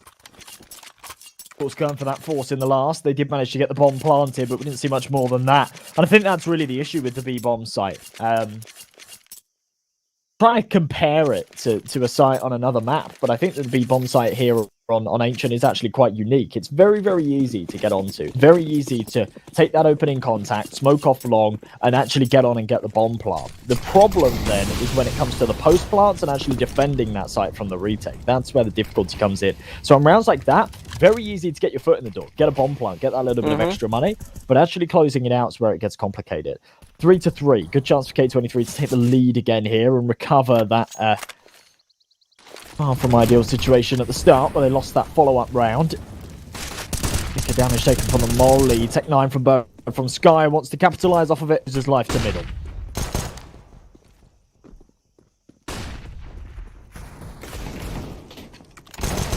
Yeah, Raijin just has no trouble taking Borup away, and he does it with a Desert Eagle as well. Just trying to poke around here. TMB and Regali quickly meet the wrath of X5's AK. And Rawls, as the last man remaining, is able to at least poke an eyeball out before he falls. But now, K23 are looking a lot more comfortable. And that is sort of underlined by the fact that Copenhagen Flames were able to initially upset in their second round, right? So if that hadn't happened, perhaps we would be seeing an even stronger K23. Now, of course, that is a sigh of relief for the Flames. And they do realize that this is sort of them looking down the barrel of a very difficult terrorist side. So they're going to immediately go for a tactical pause. Really good stuff. Preemptively going for it before it really becomes too much of a problem. And K23, on the other hand, they've got a lot more to cement. Yeah, I like this coming through early, recognizing that this has been a far from dominant start here for Copenhagen Flames. That pistol round was really rough for them. Felt like all of the cards were in their hands. Somehow they lost it.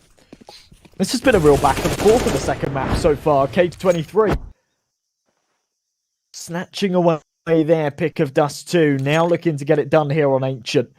Early days though. Money built up. Decent amount for all of them to work with. But from Sky down to a Mach 10 here. That's out of necessity, not out of choice. They do not have money. They don't have a huge amount of util to work with here either. Once again, mid-control, just free here for K23. Copenhagen Flames just can't even contest it.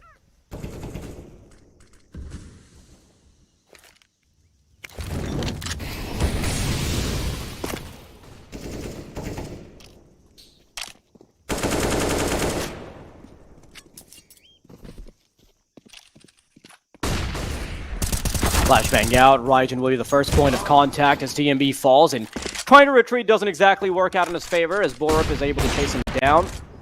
But no further commitments will be had. I think Burp from Sky got a little cheeky there, but Hex5 and XT Power are just doing such an incredible job at cleaning up middle. Regali going hunting, going exploring over towards the B site, but should be able to get away with only a bomb plant.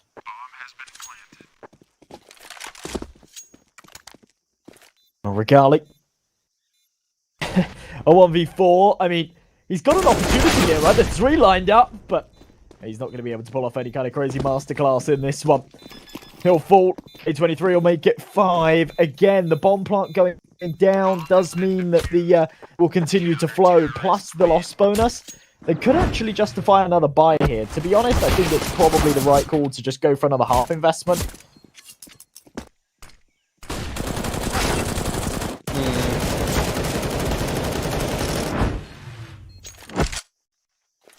What was that replay just then? I was just about to say, yeah, how many yeah, times are we going to watch the pistol round?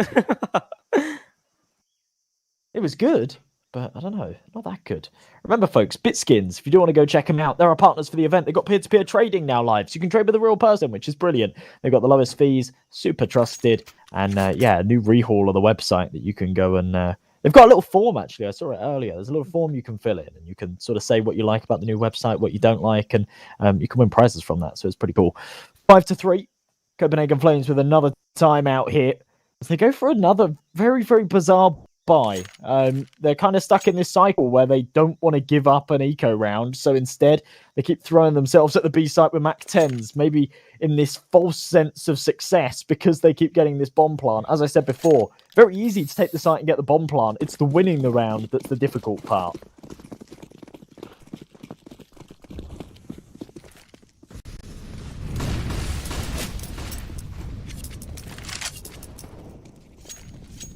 I think the Flames just want to get it done a lot quicker than they previously wanted to. BO3 immediately goes into the B site. X5, good for 3 kills as he's on the defense. Now he's burning up, though. He eventually falls to the Mach 10 coming his way. And XT Power is creeping around. Can't really find anything through the smoke coming through the nade. Does connect the kill on TMB now, and Rawls quickly in a 1v2. Galil in hand, waiting for the smoke to expire. It does. Defizer will fall. And XT Power gets down to a 1v1. Very little HP remaining on Rawls. It's just a matter of getting one body shot in, and he does! Oh, God, that was uncomfortable. But K23 can wrap it up. Oh, that made me feel weird. That was like, oh no, that's horrible. As soon as he missed those first 3 shots, you see him turn around. That was in slow motion for me, bro. Yeah, me too. That was horrible. But, I mean, they almost get it done again, right? Copenhagen Flames in a position. Ah, he actually missed more than 3 bullets. There was like... You could hear the clicks as well of the P250, like, running out of ammo. Oh, man.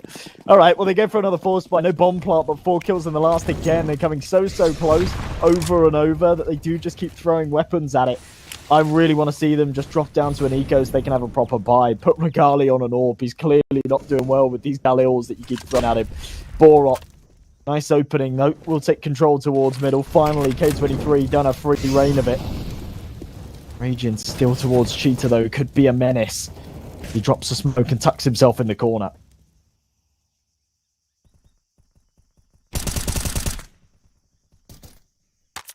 Yeah, that positioning from TMB just catches XT Power off guard completely. Posturing himself very aggressively, and you know what? There's still a pretty decent chance that K23 get away with this round because they've just saved so much utility. They've got 3 different Molotovs on every single one of these players. They've got flashes, they've got a nade each. And knowing that there's only 50 seconds on the clock, even one of these players can be such a menace. But the problem is that Klax is simply not close enough to the A site to be able to be a problem. Now, Defizer, of course, has brought the numbers back closer, and Klax is going to be waiting all the way in the back of CT. But a 2v4, I'm not sure if... Yeah. Okay. I'll just be quiet now. Yeah, I mean, even though it's worked for them, I'm still not a fan of this just Copenhagen Flames attitude of just continuing to buy and throwing Galils into rounds. Ragent left in the 1-on-4. They will have enough cash to buy into this next. Him saving this M4 can drop Defizer, or maybe someone else will drop Defizer. Any damage he could do here, though, would be super impactful. Like, again, they're hunting for him, but they really don't have the cash to go for this. We saw this same mistake made on Dust 2. Ragent should be able to find himself at least one. Trade just yet. TMB regressing. Yeah, they're losing rifles. That's too costly. I mean, Regali's found himself an AWP. They'll still have money to buy in the next, but yeah, that felt unnecessary. Now, the fact that Regali and Regali and Bird from Sky had a weapon apiece and TMB has $6,000 in the bank, it's not really going to hurt their utility all that much, but they still could have gone a longer way had they decided to save the weaponry instead. Instead, it turns into this horror story where Raijin gets away with 2 kills, and you know what? The CTs have nothing to worry about as far as economy is concerned. They had 9k on one of these players, I believe it was XE Power, and even with a complete buy-up, he's still good for the AWP, good for the 2450 in the bank as well. K23 aren't really losing too much sleep over that final player being collected.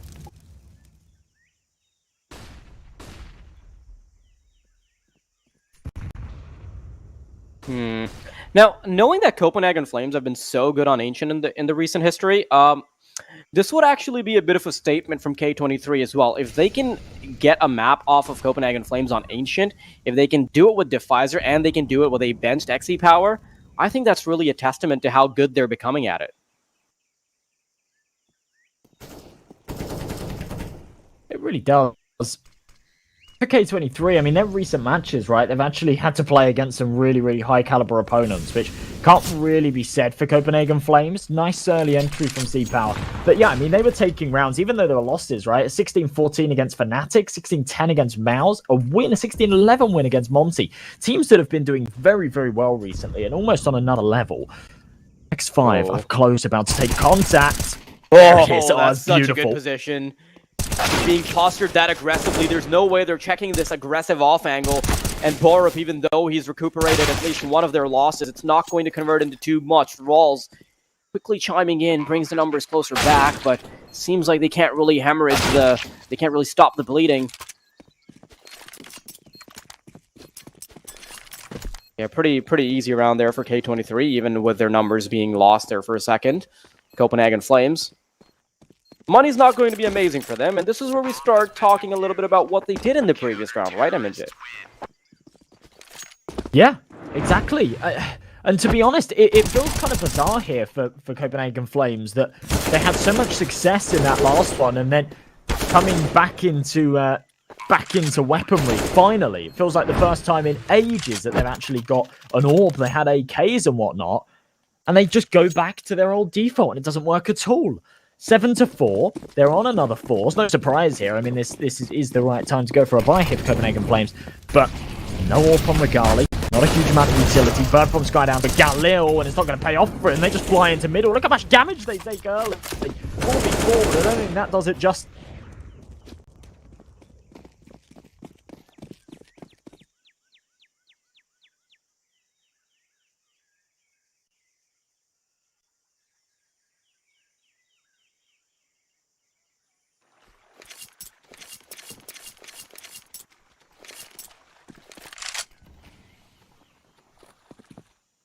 Did you time out? I'm not sure if there's some kind of technical issue going on. I think I'm going to have to quickly check with the producers, but for now, I think Josh is gonzo. No, I'm here. Oh, what? You just cut out for me completely for a second there. Alrighty. Well, 7-4. Not a lot of damage at all. C-Power with a nice kill. Alright, that'll do. Rouse, surely no chance in this. K23 are going to be able to make this 8. You know, for a second there, I thought you just fell off your chair or something while you were talking. Oh, I wish. Did you know you were timed out? No. I had been talking. I've been talking at the start of the round. I was. Yeah, you were. But then, out. like, in the middle of some action, I think your voice dropped off. No, it could have just been me, though. So, I mean, I do live in Pakistan, and the internet's not amazing here, so. I'm in some dead zone as well. Even in the UK, my internet here's more. I'm on a 5G router. My internet's dictated by the weather. It's crazy. If it's windy, oh no. Dude, you're lucky because I'd rather have it be decided by the weather rather than politics, you know? Like it's about who's gotten angry at what day. Yeah, okay, fair enough. Yeah, I remember like in my country YouTube was banned for like 3 years or something because somebody got very upset about something. Yeah. But anyway, XC Power. Yeah. Two players already being taken off the server by the man himself. Regali does at least bring it back to closer contention. Bomb soon to be joining the B site as well. Numbers now being dialed in, but look at how much attention is going to be coming in from the flank. Flashbang passed over. Two coming in from Cheeto, one from the ramp, and Borup wants to nip this problem in the bud very soon, but the flashbang is great. And as they head up towards ramp, they've already nipped the numbers down to just 2. TMB tries to desperately spray down, but Regali's the last man standing. He's waiting to isolate these duels. His position's been given up. He knows that he's being pincered in from 3 different angles, speaks out, but XC Power can end it with just a 5-7. Does he have a kit? Yes, he does, and timing will be enough. K23, once again, on 9 rounds. Another one of those situations where it's super scrappy, it's super back and forth. You find yourselves in a 1v1, a 2v2 situation, but K23 very, very consistently prevailing in those. Now, again, it feels like the scoreboard on the CT side does seem to be a little bit top-heavy, right? It's not C-Power that's going crazy this time, but X5 having a fantastic start to the game. Klax this time actually being the slow one. He wasn't one of those sort of slow starters on Dust 2. It's actually Ragin and Defizer that got off to a really, really rocky start. Copenhagen Flames, things fairly even. Bird from Sky, the one man that's sort of allowed to be on the low frag count. He's the man calling the shots. Got off to a great start here on Ancient. 9-4. This is their opportunity to try and pull this into a 9-6 half. If they don't, it's 11-4. Now, it's still recoverable for them. They have a great CT side here on this map. It's far from ideal. Ragin spamming away. Won't find anything. Has to give up this cheater control. As soon as that smoke fades, he's super vulnerable. Ooh. Nice shot from XC Power. Barely had to see the elbow to get it done. Regali, though, quickly takes care of X5. Now the pressure's coming in from Cheetah, and Raijin is sort of stuck in between a rock and a hard place. As soon as Rawls... What? A situation where... Oh, I think my mic might be messing up here for a second, so I'm going to have you take care of this, Josh. Alrighty, well, a 3v2. Nice trade from Defizer. Molly will come in towards Long. Flash over the top as well, turns it. But it does still give that window of opportunity for Rouse to cross and actually peeks aggro. Wants to try and bring the numbers back to even before they commit to the plant, and he does so. 2v2, both players falling back to Cave. Decent amount of utility, in fact, more than enough utility here for K23 to get this retake done, and there's nothing for the T's to work with. Rouse has to wrap around here. They can't just spam through the smokes. Klax aggressing up.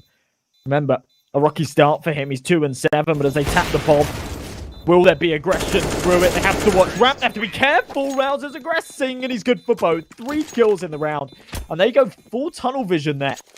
Too focused on the push coming through the smoke, the spams through the wall. They completely neglect the fact that Rouse could have wrapped around, and he pulls off heroics to clutch it up. Another super close situation, but finally, things start to swing the Danes' way. Now, of course, 10-5 is still nothing that you can write home about if you're in the shoes of Copenhagen Flames. But, you know, the farther away from a reasonable half you are on the T side, the larger your tank of copium needs to be, right? You can just go like, yep, this is a CT-sided map. Trust me, we'll get it done, right? But knowing that they can now bring it to 9-6, perhaps we can actually see some of that Copenhagen Flames action when they do end up on their own defensive half. Now, Rels, really good repositioning there, is able to catch XC Power as well. turns around right in time to catch both, and X5 now is being a little left out. K23 pretty much guaranteeing that 6 rounds will be given up now to the Flames. A chance for him to find a kill with a 5-7. It won't merit the round, but stat padding perhaps. TMB able to find him. That's going to be a 9-6 half. And yeah, I mean, right, this is... That Copium is my middle name, right? Lucky for me, I'm terrible at knife rounds. And when I say terrible, I mean absolutely crap. I don't think I've ever won a knife round. Right? Me and my stack, we just can't get it done. So every single game, we start off on the T side. And it gives you a little bit of comfort, right? When you have a bit of a rubbish T side, you go, it's all right, CT-sided map. We'll bring this back. And yeah, I mean, 6 rounds is more than enough for the Copenhagen Flames. That's actually considered as a good half on Ancient for the T side. So I think they've done very well to recover those final 2. And I think they've got a good chance of closing this one out. We'll have to wait and see, though.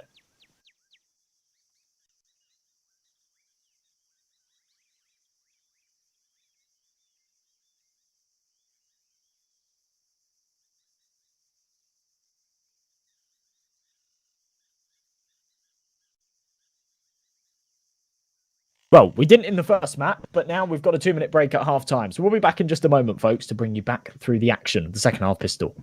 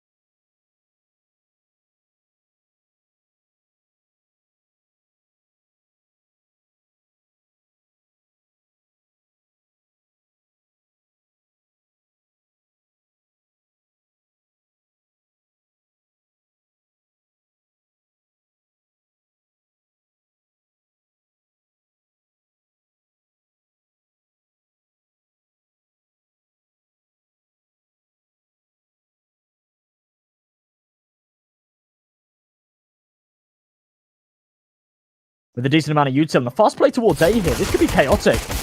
Oh, Bird from Sky, I can't believe he's getting a chance to survive for this long because he was so up close and personal, but now it's still a 2-for-2 trade. X5 arguably getting the shorter end of the stick, though. And, all of a sudden, the numbers have been brought close. The bomb going all the way back to the B site.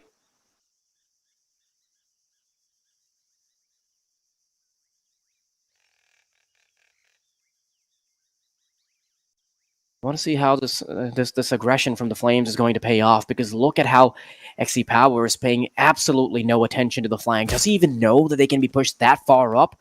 Rawls shows some of his presence, so okay, that could have been a lot worse than I anticipated. Yeah, I mean, if they aggress all the way through and C-Power just stays put there in main, then he's in trouble, but he's now actually got a really good flank in here as Rouse completely unsuspecting. They're all coming in from the backside, so maybe that flank's not great, but a good post plant regardless. As the retake starts to come through, double smokes, yeah, it's perfect. Yeah, I want to see if they can win out these duels, though. They're quickly going to try to stick onto the bomb. Borup has a kit as well, and they're not trying to get him off of it. I don't think K23 realized that they've got a kit, and the Flames will immediately power through on their CT side. K23, they've been bamboozled. And when 2 smokes and a flashbang's deployed on a pistol round retake, you've got to start to anticipate them to have a kit. I mean, you touched upon it at the start of the round. Bird from Sky should not be allowed to find himself 2 kills there. That's so messy.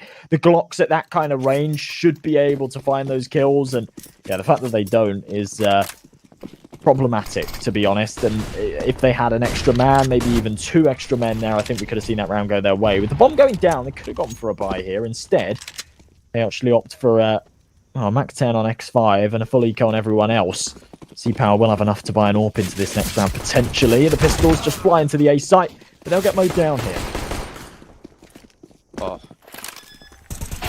Yeah, a little surprised that K23 even get close enough to planting the bomb, but that is an exercise in futility because the Flames is going to immediately put a lid on the situation. Now, knowing that they've gotten to that 9-8 mark and knowing that they've brought it this close with the CT side now, I'm starting to feel a little worried for K23 and Copenhagen Flames. They've been really good in recent history, right? Like you mentioned, they were taking off some really incredible teams, and there's a good reason why they've picked up Ancients. So right now, the battle for K23 is uphill.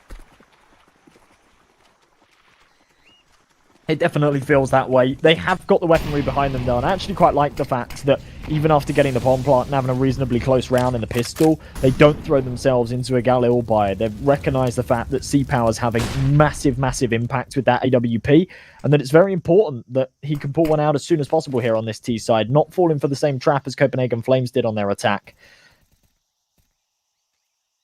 Behind this smoke, though, Rouse could get aggressive, accompanied by a flash. This could be huge. His teammate has got one. Instead, he'll reel it in a bit. They'll fall off. They've applied enough pressure. They've run down the clock low enough. K23, super passive, super slow towards this approach.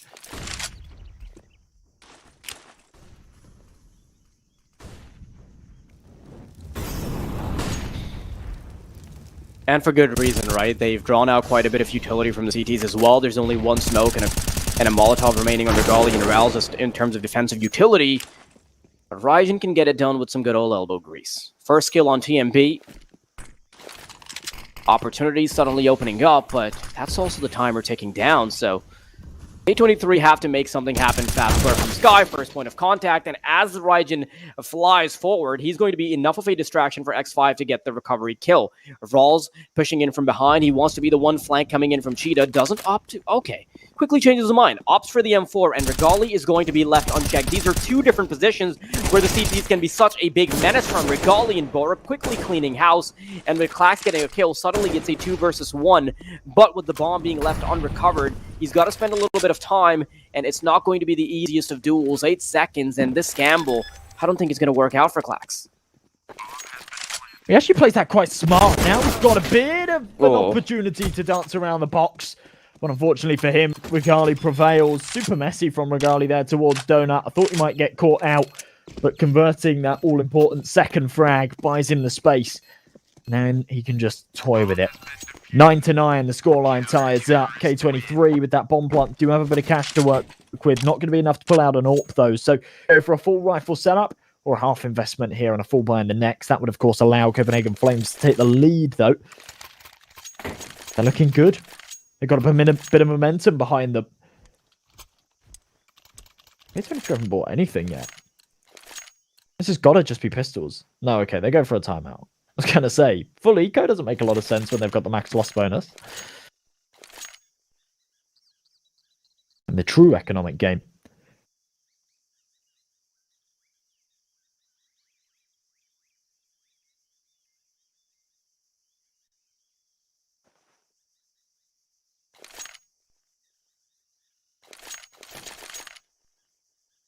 I mean, it makes sense that they're going for a tactical timeout, right? They just want to get some things ironed out.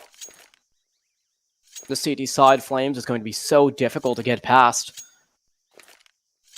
And it is going to be a full buyer from the T's. There's a Galil on Defizer, a little bit of utility as well. XE Power with an AK. A couple of those big guns on X5 and Klax as well. Ryzen getting the short end of the stick in terms of firepower, but plenty of utility to boot.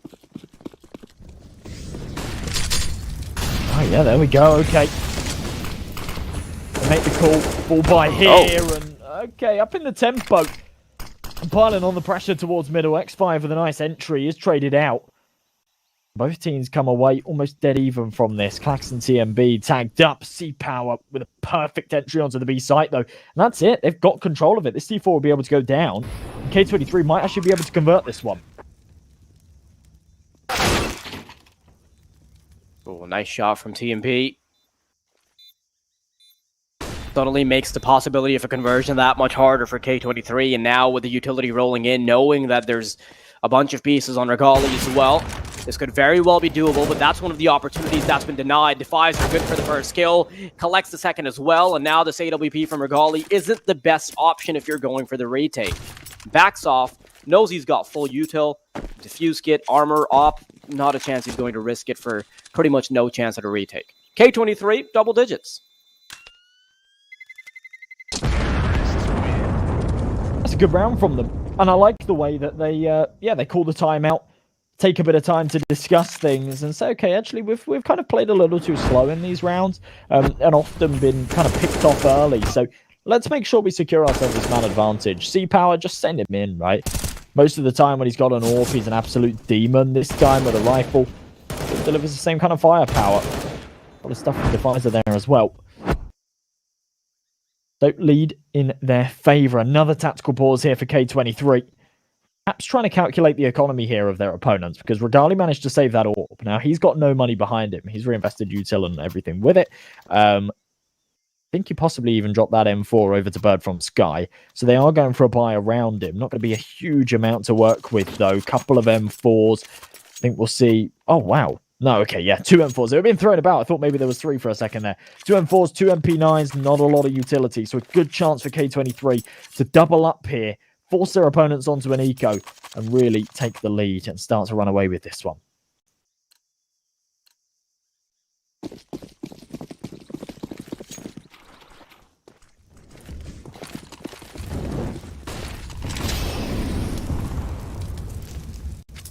It seems like the game plan for the CT side has been pretty similar throughout in the previous rounds, where they initially deploy a smoke towards ramp and then they try to get some early mid presence, unless there's contention coming in from the T side, in which case they route their efforts towards Donut instead and just have the tempo player sort of play with 1 foot out the door, where he might go for aggression if there's a chance. This time around, though, the Flames haven't really been able to do that, simply because there's simply not enough utility. Bird from Sky is really the only one that's holding a smoke grenade. Everybody else a little bit barren, flashes or Molotov. And K23, this is one of their more comfortable rounds if opportunities are to be the ones pointed at. This initial kill from Regali, wow, and the follow-up as well suddenly makes things so much harder. XE Power feeling punished. Such a dangerous game for Regali to be getting as aggressive as he was, but he's the hero of this round. He has to be the ones who have that big impact, and he does. 2 early kills, finally traded. He gets a little greedy towards Cave, perhaps. Bird from Sky up close with this M4. C-Power wins the duel. Could be the round going their way. Nice little bait and switch setup, though. Contact made. They need to play this together. Double swing it, and it might swing their way. No. Oh, okay. Yeah, Crash is averted. Had potential. Yeah. 10 to 10, though.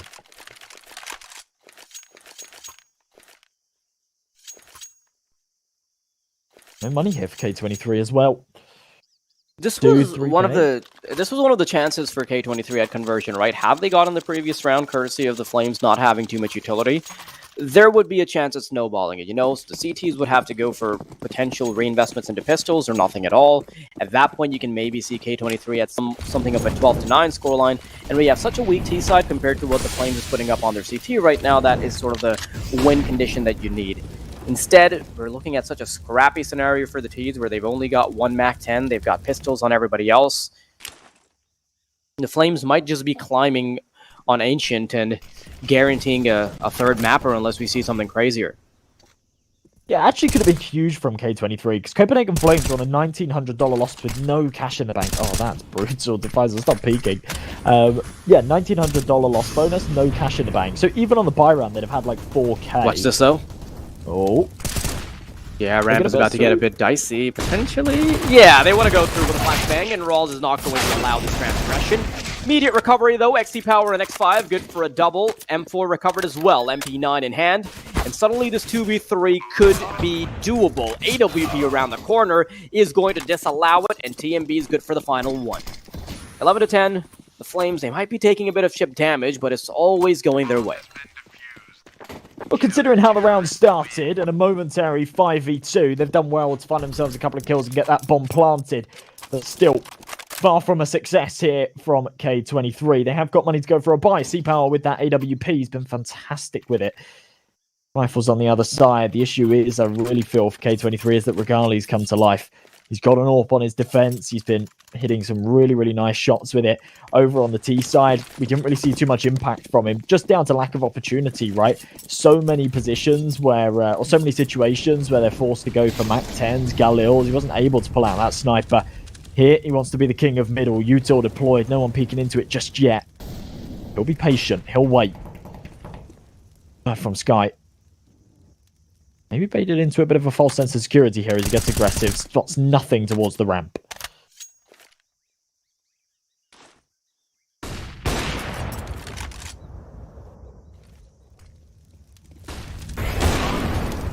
Bit of a slowdown here, but the Molotov will coax Regali out of his corner.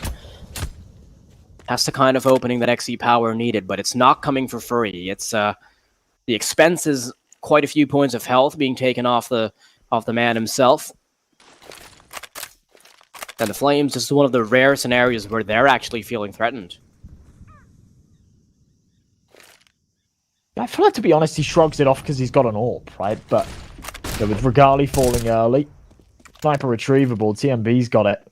Bird from Sky, oh, this could be a brilliant nade. It actually goes way too deep, so it doesn't do too much damage at all, but anticipates there's one there. Finds Clax, that's the numbers back to evens. 35 seconds on this clock. And they really need to get this execute going towards the B site. If X5 can trade this kill, it would mean a lot, but Bird from Sky wins it. That's a huge duel to win. Yeah, Bird from Sky coming in from the backlines now. He's going to be the one point of aggression that they have to take care of as the AWB comes in the backline. So, switching over to the knife is not exactly the best case scenario there. Suddenly, coming down to a 3v3, CT side could make something happen. Still very much favored for the CTs as well because they got so much more HP, and with Rawls getting this opening kill, it is now venturing into the realm of impossibility. Borup and TMB each a kill apiece, and the Flames, they're able to get it done even 3v4. It seems wrong to criticize Bird from Sky in this round because he was so impactful towards middle, but obviously a mistake pulling that knife out on the flank. C-Power did a good job to read it. 2 kills for him in the round. He basically did all the heavy lifting. No one else able to find anything. 12 to 10. Enough money here for them to go for another investment. I think X5 will probably drop an AWP over to C-Power. There it is. C-Power buying a rifle. We do see a full investment here. The only contingency is X5 not having a huge amount of utility, but that's okay. As we go into the 23rd, Copenhagen Flames with a bit of momentum behind them. Not a huge amount of cash, though, so a chance for K23 to bite back. But we definitely could be seeing a third map here.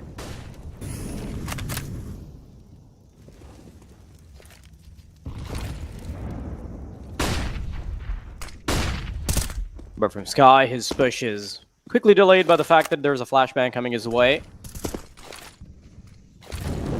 Other than that, pretty much no aggression towards any side of the map. It's just the players in Cheetah trying to get something done, but Defizer is about to greet TMB. Never mind, it's Raijin who takes first contact, and quickly realizing that the numbers have whittled down, Defizer wants to get something done, catches a player on the reload and wants to go for more, pushes through the Molotov, wants to get the player in the corner. And he wants to get it done all by himself. Has to hit the brakes for a second, though, because he realizes that the metal is no longer hot. Clax, in the meantime, finds himself an angle. Nice shot from Regali. Not going to do too much for C-Power. Oh, I think he thought he had a freebie bomb site there from the Chaos in mid. He did have a bit of space. Fortunately for him, Bird from Sky watching the cross. That's his second of the round. Liza will be able to retrieve this bomb. That's it. Not expecting Bird from Sky to walk through the smoke to his left.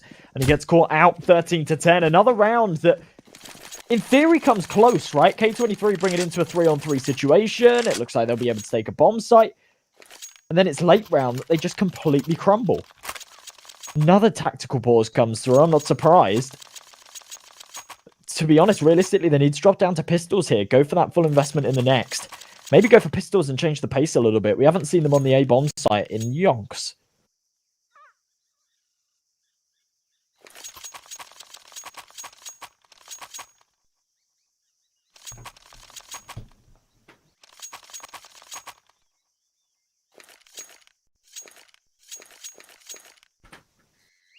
Have we really seen much of a fight from K23 since they got on the terrace side?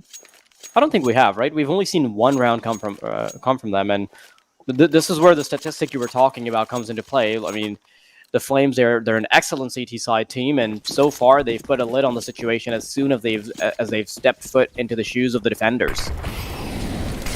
Yeah, and it goes hand in hand. Copenhagen Flames fantastic on their CT side, and K23 historically are pretty terrible on their attack. Aggression coming through, nade. Ooh, the smoke won't do too much damage. X5's taking a lot of control, a lot of pressure piled onto Candles here. This is what I was saying. Change the pace. Head over towards the A site. Copenhagen Flames have become complacent. With the smokes in play, a chance for this C4 to be planted. Yeah, it'll be planted safe. X5, brilliant flank as well. Should be able to take at least one hit. There it is. 4v4. Perfect Sky, great positioning from him, but Raijin will immediately bounce back. Maybe we could have seen a bit of damage there, but XE Powers is too far away and isn't going to get a chance to chime in at all. Ooh. Molotov obscuring vision ever so slightly. 14 to 10. K23, they get the bomb plant. They find a couple of kills. It did feel really messy in the post plant. Once that donut smoke had faded, there was actually just 2 players completely out in the open. But I suppose they didn't have rifles, right? Still on pistols. You don't really want to be jumping straight into post plant. They had a brilliant flank from X5 here, but he wasn't able to do much more with it. Now, 4 in a row required to tie this one up. 6 in a row needed to close this one out in regulation. Otherwise, we could be facing a third map, overtime. All sorts of possibilities here. The world's their oyster to win the rounds, to swing things their way. Made over the top, just do a little bit of damage onto Raijin. They're getting super aggressive here towards mid. Their configuration, I like it towards bottom and middle. Oh, yeah, wow. Pretty much just a clean round already from the Flame side, right? And I hate to say it, but ever since they've switched over, it kind of just feels like we're watching K23 walk the plank. It's never really been much of a contest. Yes, there have been a couple situations where they've nudged back at the part and they're like, hang on, maybe I don't want to do this, but most of the time it's just been the Flames getting a very, very landslide victory. Well, assuming X5 can't take very much here, we'll see the $3,400 loss come in. For Raijin, that'll put him on 4,400, so he'll maybe have a chance to go for a decent buy. Everybody else, it's going to be Galil's. It has to be. Unless they want no utility, no helmet. To be fair, you could shrug off the helmets maybe on the basis that the CTs have all got AKs. For X5, the plan here is to maybe try and save potentially the last round for him in the next. So keeping an AK across could be valuable. Nice kill. Big double, actually. Surely doesn't throw himself for a bomb plant here towards the B side. Definitely right if he peeks this angle. Further damage could have been fantastic. Instead, only a tag onto Bird from Sky. 15 to 10. 5 chances to close it for the Copenhagen Flames and bring us to a third and final map in this series. Now, one on track to do so.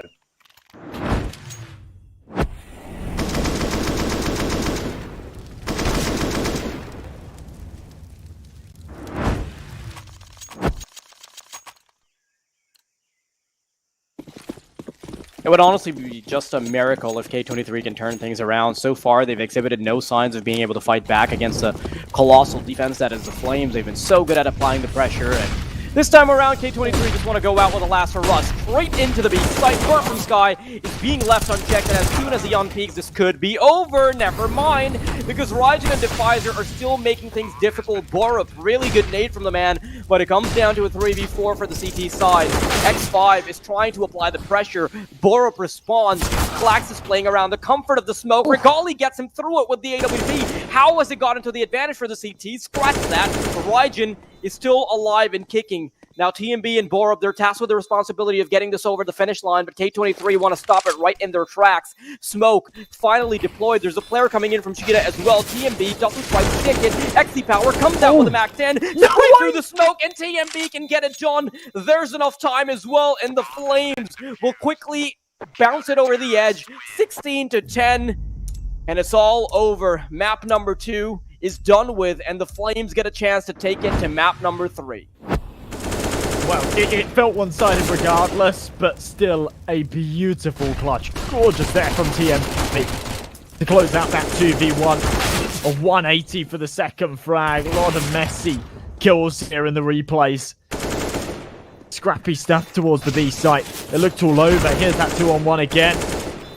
Oh man, Raijin when he's stuck in a smoke, what more can you do? Really, really difficult stuff. That's going to be the second map concluded, though, and does, to be honest, go the way that I expect. In my head, I was thinking if Copenhagen Flames are able to steal away Dust 2, we could definitely see a 2-0. If not, I'm expecting a third map, and that's exactly what we see. Absolutely. I mean, I think after the second half switch, we immediately saw that the Flames were pretty much not even going to give an inch, right? K23, they had no chance at getting through this the CT side, even if it gets a little dicey there at the end.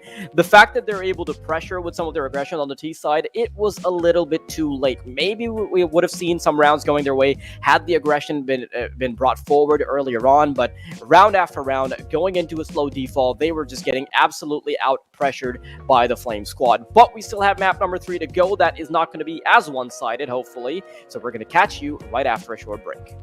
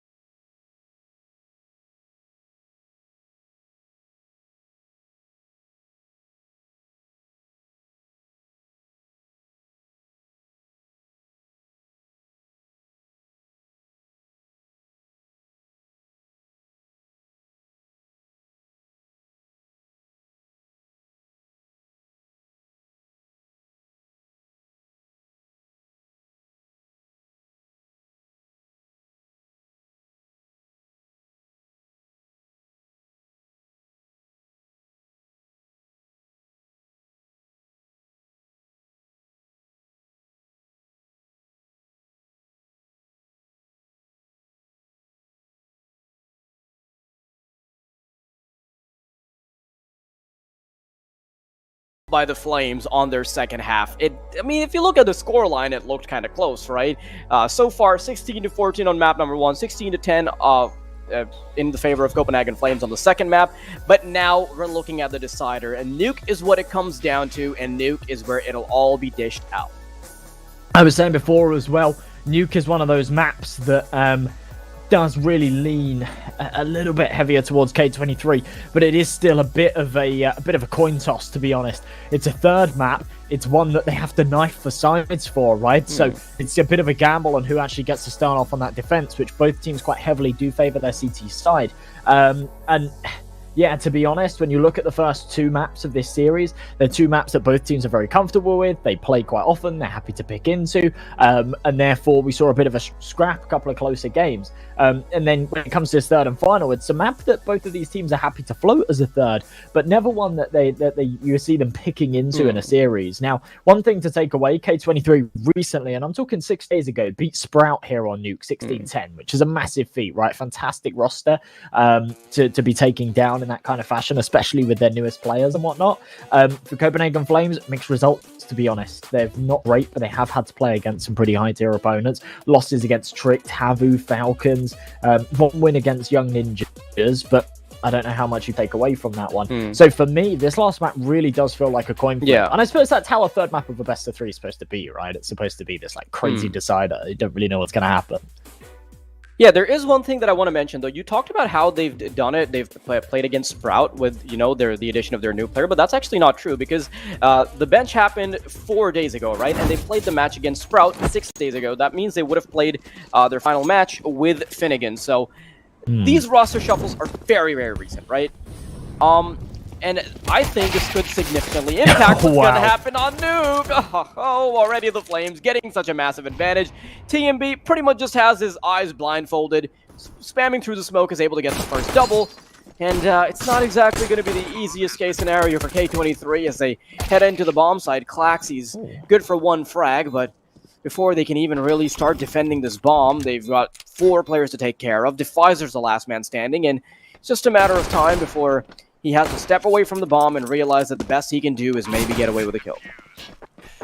Yeah, of course, nothing he can do to prevent that defuse. The bomb plant does merit them a little bit of extra cash, so not the worst round for K23, but not finding all too much in it. And that's the thing, right? They lose the knife round, going into the pistol. I mean, look at this from TMB. That's just perfect. Reading the vent dive so well. As soon as the torch's blown off and the smoke's deployed, all you got to do, make sure your crosshair placement's good and tap away. You're always going to be good for a couple of kills or a bit of damage, and he does both. Heavy investment into this next. 3 M4s, 2 MP9s. Best of both worlds when it comes to the firepower. On the other side of things, a force spike. They've got the bomb plant in the last. They're going to try and get down Secret quickly. Ow.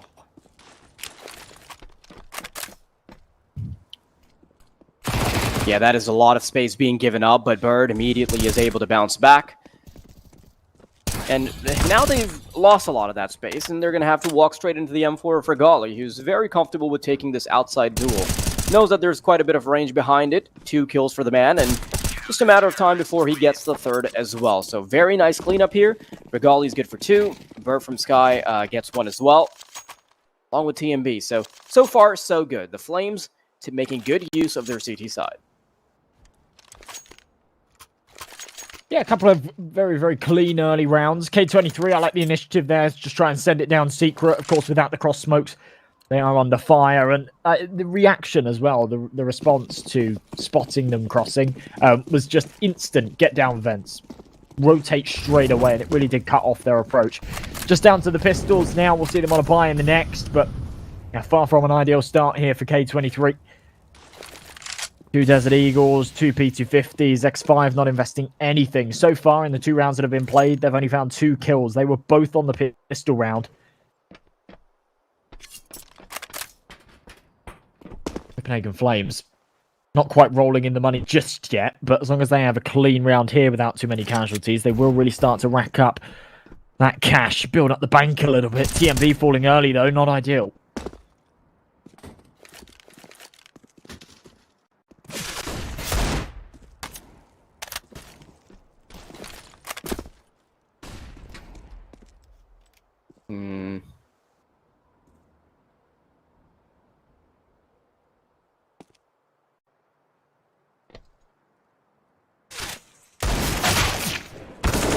Yeah, this is just once again a matter of time. Bull is training through. Borup, good old stats pad for the HLTV page, and this is where K23 can actually put out the big guns, right? They've got enough money for a buy-up. AWP will be handed over to XC Power as well, and now that's where it's going to be a spanner in the works, potentially. 3-0. Here come the guns, though. Of course, K23's opportunity to fight XC Power on that AWP. AK is on the others. Decent amount of utility, but not a lot of offensive utility. They're really rocking this one with the smokes and flashes. Do mollies, 1 HE, all deployed early. C-Power doesn't care, though. Beautiful opening shot. He'll fall off the back of it. TMB close to this smoke, though he's got a small gap to work with, and the molly will be deployed. Oh, he's in such a powerful position here. If we don't read it, they could be in serious trouble.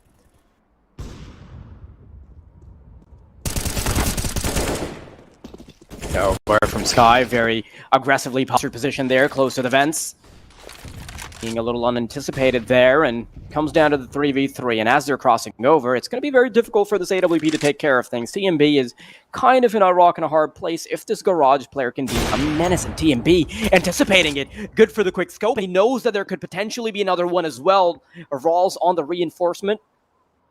And K23 are feeling a little locked out right now. XC Power might have to do some heavy lifting here. A little bit of an elbow peek from TMB.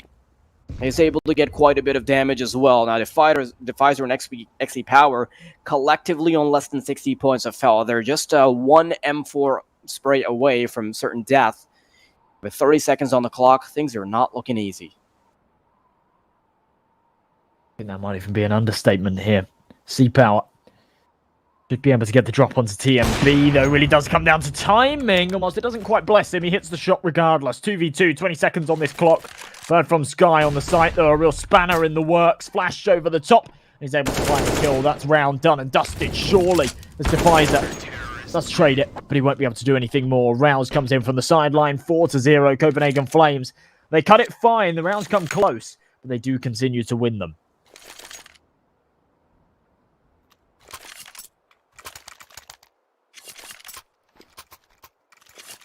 I'd be really disappointed if we see a one-sided game here on map number 3, to be honest.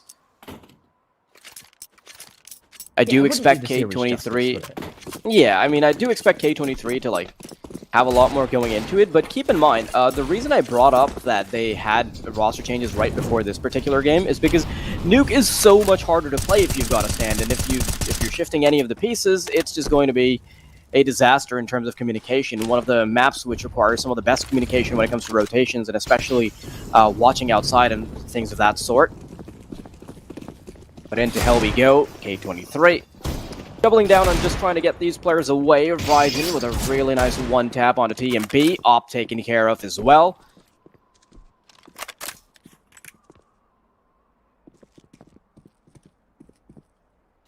Three third from Sky.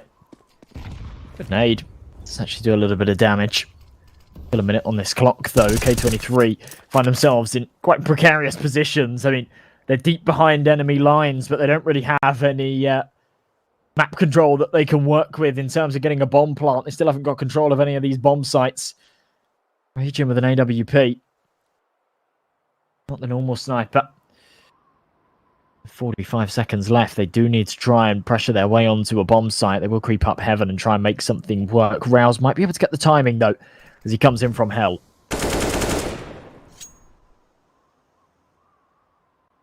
Nicely done by Rawls. The numbers being brought closer. Suddenly rolls out a red carpet at the potential of bringing it to a 5-0. K23, they've got the bomb. They want X5 to get it down, but not going to be the easiest of tasks with 10 seconds on the clock. Rygen slowly clearing out the B site, and this is where they realize they've got to do it very quickly. Opening the door, denies it. Can he deny the plant as well? Not quite, but finds the kill regardless. I'm really surprised that he... down a 2v2, yeah, I'm really surprised that he ended up going for the AWP player instead. He didn't even try to immediately go for the bomber.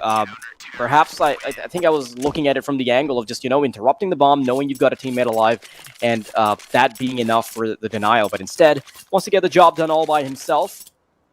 He's able to pick up both. 5-0, so far, so clean. Yeah, I suppose when they're planting in the smoke as well, you know, you've got a decent chance of winning that first duel and just spamming it away, but it's happy days. 5-0, they're looking really, really solid here on their CT side. And even when they are put in positions where they're somewhat on the back foot or having to retake a bomb site or whatever, they've been very, very consistent with it. Another full buy here from K23. Spams through the smoke. Klax does do a tickle of damage. Raging in the meantime will take a fair bit himself. In fact, loads of damage from that molly. Just trying to cross to red.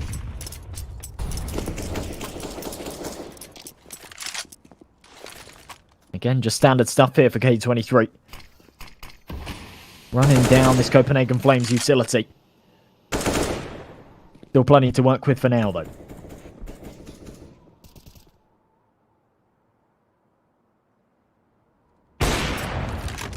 Cool.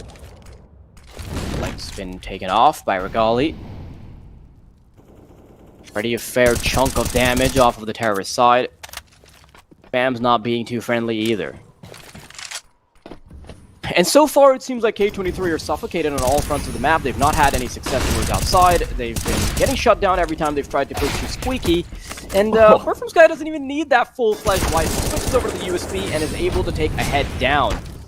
Oh, AWP wow. put a nip in the bud as well, and Raijin's just the final member who's trying to get a little scrappy with it, but even that to no avail.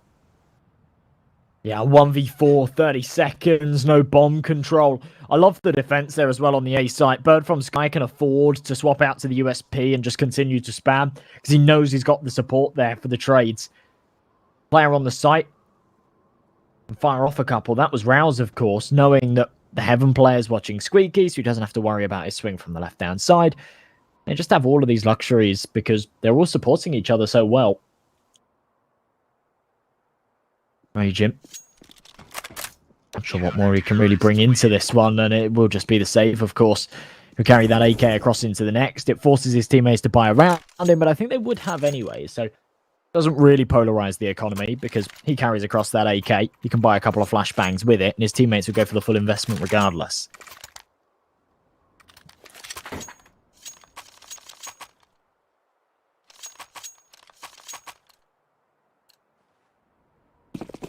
But how close these past two maps have been, I really didn't expect it to be a 6-0 start for either squad. And starting off with the CT side, of course, does lend Flames a bit of a helping hand there. But with very limited utility initially for K23, they're going to have yet again a lot of problems heading into any site.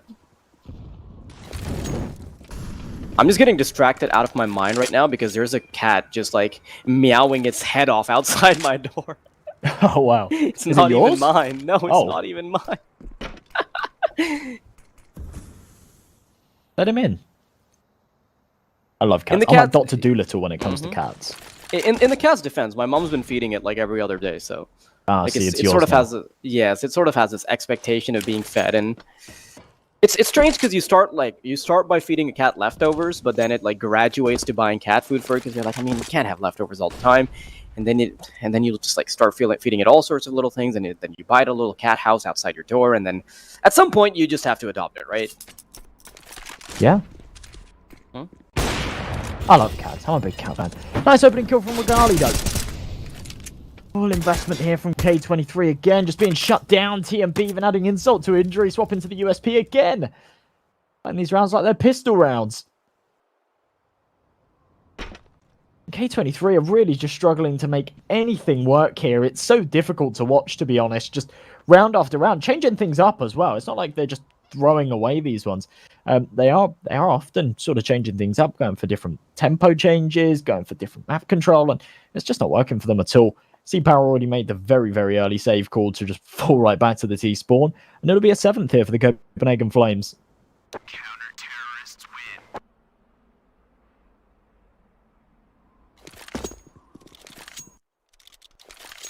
Yeah, there's simply not a lot to say. Most of the time, K23 don't really even have the utility to try to have a fair fight, and time again, they're just trying to go for these crappy buys, just throwing whatever they've got at a wall and hoping that something sticks.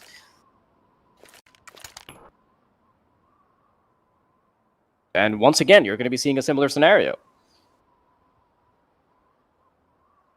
If you look at their money and you look at the purchases that Klax and XE Power have already made, there's a good chance that everybody's going to double down again. So, a bit questionable on the side of K23. Flames, though, they're willing to take full advantage of this. As comfortable of a lead they have, definitely not willing to let this one slip out of their hands. Now, keep in mind that K23 are the ones that have been invited directly into playoffs, so this would be a really short run. And on the other hand, the Flames have sort of had to prove themselves just playing throughout the entire competition. I think for most tournaments, that does actually sort of benefit you a little bit. When you played through the whole competition, you've qualified, you've worked hard to get to the playoffs, and you've sort of warmed yourself to the tournament. Here in the CCT tournaments, I feel like there's sort of so many of them that go on that maybe that doesn't come into play as much. Both of these teams have had plenty of matches recently playing within this kind of similar caliber and similar teams, but I don't know. Copenhagen Flames looking fantastic here on Nuke so far. 7-0. K23 a force around these two safe weapons, but there really isn't too much behind it. Rouse, oh, he's just shutting it down, making it look easy. Just leaves the two Deagles to spare. And going into the next round, Klaxon's C-Power will be on 3,400. Their teammates will have a little bit of cash, but I don't think we'll see much from them. Oh. And there it is, just a complete shutdown. Not a single casualty here for Copenhagen Flames. Yeah, this is probably one of the cleanest Nuke games I've seen so far. Probably jinxing it by saying something like this. But yeah, utility will finally come through. It's still not maxed out pieces, but it's still something that they can work off of. A couple Molotovs are going to be missing. Also, a few flashes on Klax.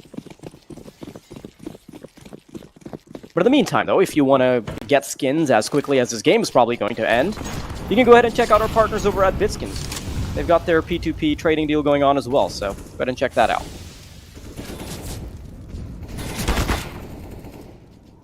Bams through, already dealing a ton of early damage.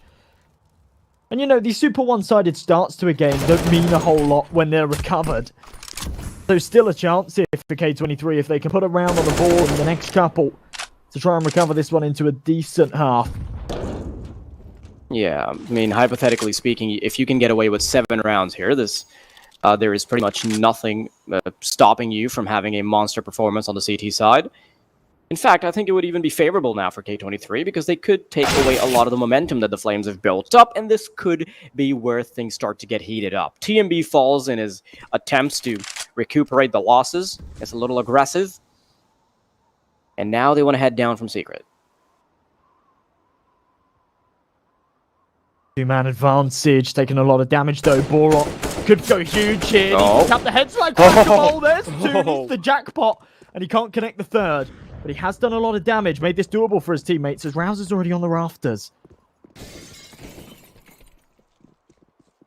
Yeah, this was pretty much a package deal for K23, but now Rawls is willing to take away this present. Giving up his position courtesy of the audio cues, but now he wants to back all the way into the comfort of the ace site. He knows that they're going to reroute their efforts, and with only 12 seconds left on the clock, the bomb will be planted, and there's still a reasonable shot. The question is whether or not Rouse wants to go for this. Of course he does, right? He's got plenty of money. Climbing up into heaven now. Has caught some wind of this player that is trying to stab him in the back here. Being a little too careful here. Time is of the essence if you're going for a clutch like this. Drops down. Has to tap the bomb to try to bait out something. Oh. And the player coming through from the flank will finally connect. K23, there it is. First round on the board. Oh, it's just brutal timing there as well. Rouse actually had a good read that one of them was trying to flank, but peeking down, not spotting anything, made him think that he had a few more seconds there. He doesn't. They were right behind him. They were hot on his heels. 8-1 tactical pause here from K23. It's a good round, but it doesn't come without its problems, right? It wasn't like it was a fantastic round and they can just say, all right, we'll just do that again. Just winning their opening duels feels like that's the first time this game for a very, very long time. In fact, for the first time the entirety of this game, they've actually been able to win their opening duels. Number 10 could be the chance to bite back. Copenhagen Flames, it's not too far gone just yet. They're only on 8. 6, 7 rounds here for K23 would be fantastic. But that is quite the ask, to be honest, given the current scoreline.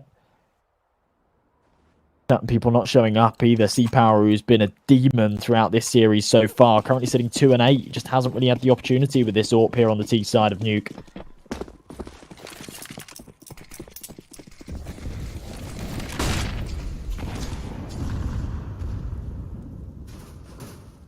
I love this positioning from Regali. He's just playing so close to the action here that can potentially come his way. And there's no attention from K23 on Silo either, which means that he will be able to get away unscathed unless they do eventually decide to commit someone late onto Silo. And TMB is going to be that insurance policy. As he's backing away, there's a player in red. XC Power, though, wants to try to re-aggress, and that's where that second part of the deal comes through. TMB does manage to get a kill, but he will eventually be traded out. Flashbang goes wide. Rouse is not going to be checked because Regali has already given up his position. X5, once again, recognizing that K23 will fall back to their losing ways. Flames, they march on, and they're inches away from the double digits. You know, in old Counter-Strike economy, a long time ago, that would have been an absolute crusher to the windpipe, to be honest, for K23. Being on the max loss bonus, winning one round, and then losing the follow-up would mean they'd be right back down to $1,400. Instead, luckily for them, they get the 3,400 again going into the next round. So not really enough money to go for a proper investment here. We'll just see some pistols come out. But they will in the next. Good opportunity for Copenhagen Flames to make this 10, though. Borup thought he might peek into a plethora of enemies. Instead, doesn't actually spot anything before the smoke blooms. But still, should be a freebie here to get onto double digits here for the Flames. Rouse behind this smoke. Flash not going to affect him. Should be freebies. Oh, crisp as you like. Yeah. Oh, okay. You can see him just mentally playing aimbots there, right? You can see his crosshairs just acting like he's playing against bots. Just, they're fully dialed into just hitting mouse one, connecting through heads. Sometimes you just gotta forget about everything else. Solid stuff. Mm-hmm. I suppose so. When you're against an eco like that, yeah, as you say, it's just a different mentality.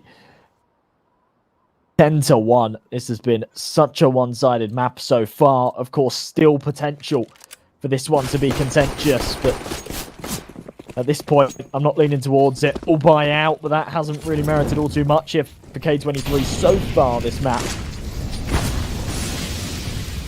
The nades outside, damage onto Raging early as well. They try and apply the pressure, try and cross into red. Maybe an opportunity to get down secret with this wall of smokes once that molly depletes.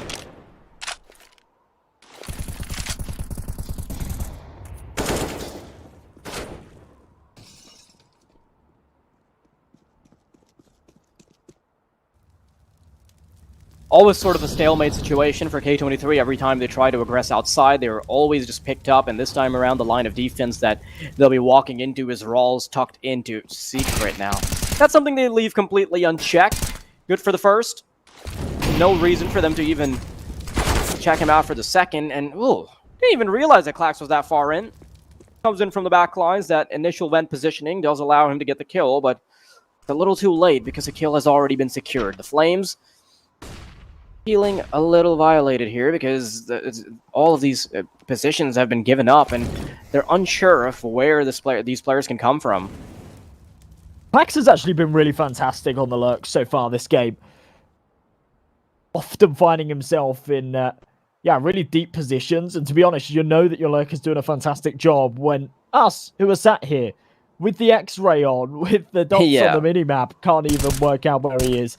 TMB does take contact as the door opens. It's a double. Should eventually fall here as he's just down to the USP, but he's definitely done enough. With 15 seconds on the clock, he's made his job so easy for his teammates. It's just a matter of time, though. Klax, incredible stuff to get the double. He should have been taken out there, and Regali's now in a 1 versus 2. If Klax gets picked up early, this could be a chance, and that's the second eagle through the head. X5 falls, and Regali continues the dominance for the Flames. That was incredible from Clax as well. He should have been dead to rights to those M4s in the close duels. He's managed to find himself a triple kill in the round. And somehow Regali. Oh my goodness. Look at that smug look on his face. He doesn't even care. 2 big headshots. Just another day in the office for him. 14-3 he's currently sitting here on Nuke. And he's just not phased. That's such a kick in the teeth for K23. With the bomb plant and the 4 kills, they will be able to reinvest here because they've got that max loss bonus. But that was their opportunity to take a second. That was a round that should have been theirs. And oh, wow, what a start. You say start, I say end. Well, a bit of both, really.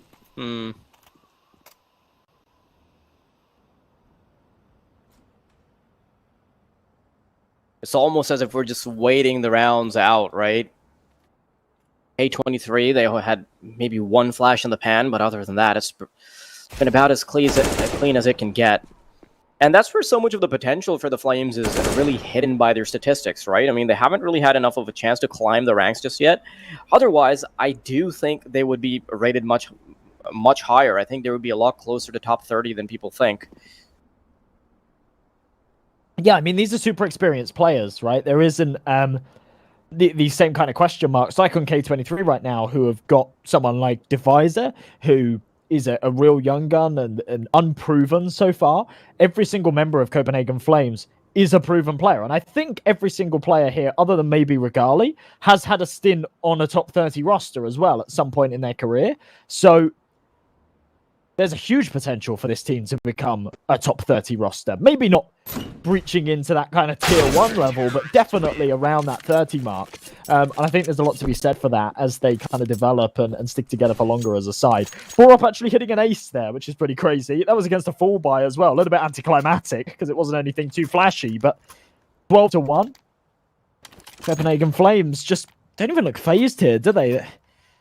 This is just a free map for them. K23 decide that statistically here, and of course it's not a very big sample size, but I've actually been doing pretty well here on this map. The ones being crushed.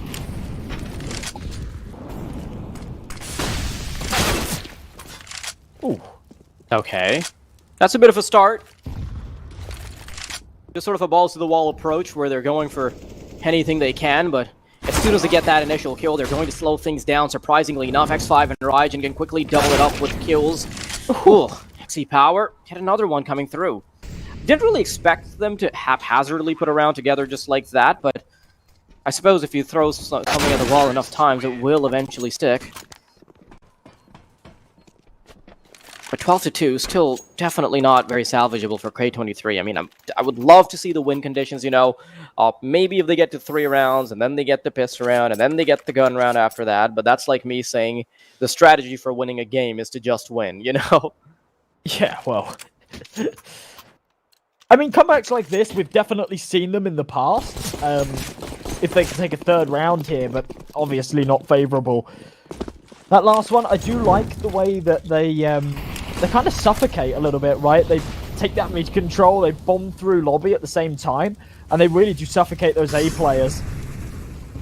TMB, the one dancing between main, didn't know what hit him last time. This round does play it a little bit deeper. Bird from Sky under pressure here as well. I don't think he realizes Clax is already out and down the vents. This could be a good B split. And Clax again, his lurk could cause a lot of problems.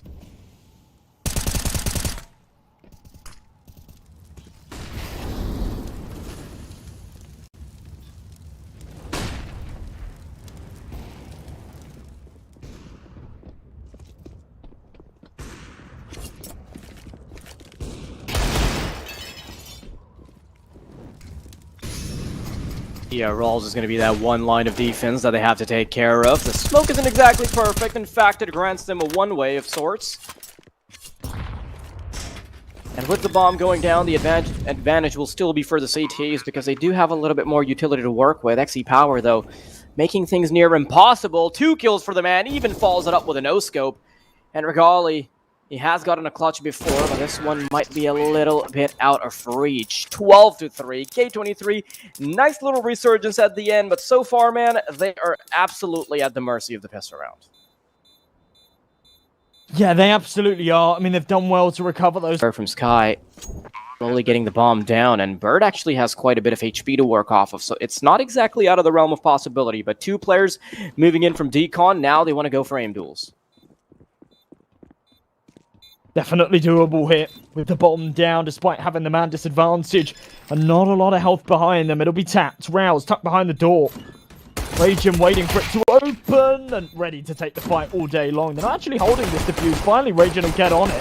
And as the Glocks clatter away, there's not a huge amount of time left on this bomb. If they can deny this defuse, they might be able to make it happen. A Bird from Sky hits the all-important shot. It's traded, but there's no time. And that's it. K23, the win condition gone. No pistol round going their way. 13-3, the scoreline will lean. Yeah, knowing that K23 is on the CT side, there's simply not enough money to bounce back from this. If they want to nip this in the bud, maybe we can see those MP9s come out, but, I mean, this has to be some kind of a last-ditch effort, right? Even if they do go for something like that, do they allow the Flames to go to 14 before they fight back? I don't know. Regardless, it's going to be such an uphill battle.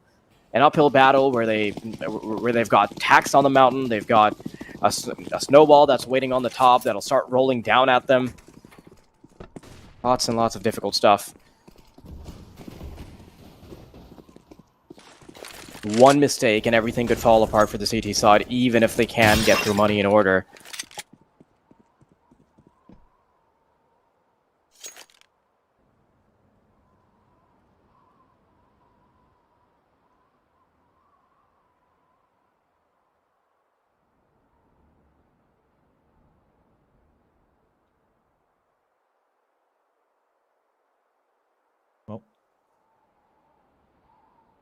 Eco here for K23, hoping to try and pull this one back.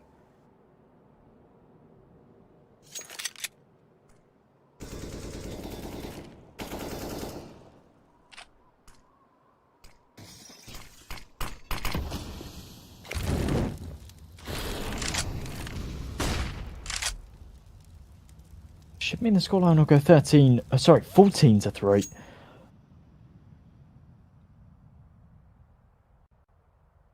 Yeah, I think expecting K23 to have much of a comeback is very ambitious. Shouldn't be too long before they can start racking up the kills. Bird from Sky. Opening frag collected. Defizer will fall as well, although he is able to get one scrap on the way out. And yeah, this is what I was talking about earlier, right? If you end up in sort of like a 12-3, 13-2 situation, you lose the pistol round, it's pretty much a pack to steal. Well, an expected 14-3 scoreline. Copenhagen Flames taking one casualty. That's Rouse, not allowing their opponents to save anything either. And here we go, 2 rounds required to try and close this.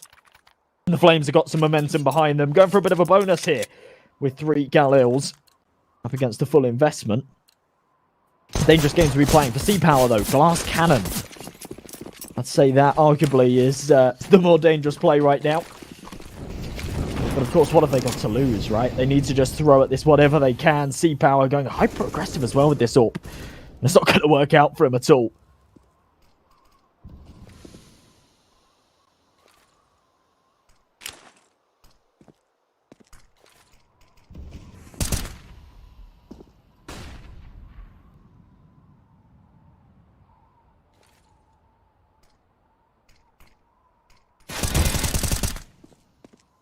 This gun round suddenly paying dividends for the K23 roster. Rygen is able to collect 1 relatively easily. Not really much of a scratch either. Defies are unloading some utility to keep them at bay, but there's still a minute on the clock, so the T's don't really have to rush anything just yet. They've got their own sets of utility as well, so still quite a bit of time for them to work things out. Pfizer, in the meantime, though, will quickly put Bore up in the grave, which means that the Flames have a lot of pressure to make something happen quicker on the B side. 4v2. Flames, of course, can get this bomb down. Whether or not they can convert the round's another question. The retake, of course, will come through.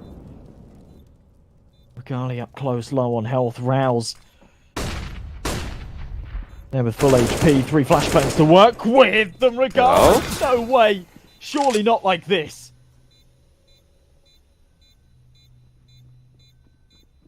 Now is suddenly a lot more doable for Els. Those 2 kills could be paying massive dividends. He's just waiting for the timer to be a little bit more favorable. Peeks out, and the defuse is being stuck onto, and they don't have a kit. He's gotten just enough damage done, and the Flames once again reign supreme, and that comes off the back of some incredible work from Regali. Yeah, that's absolutely fantastic from Regali.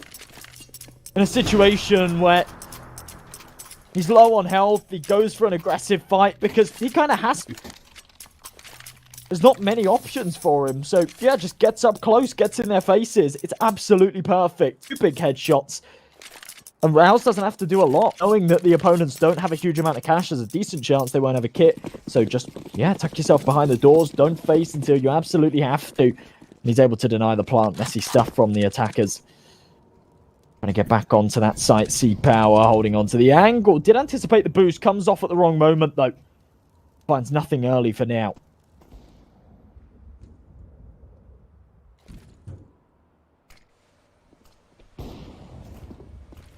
Yeah, with very little utility, very little money on the CT side, there is just a matter of time before the Flames can pick up at least 1 round out of this 12.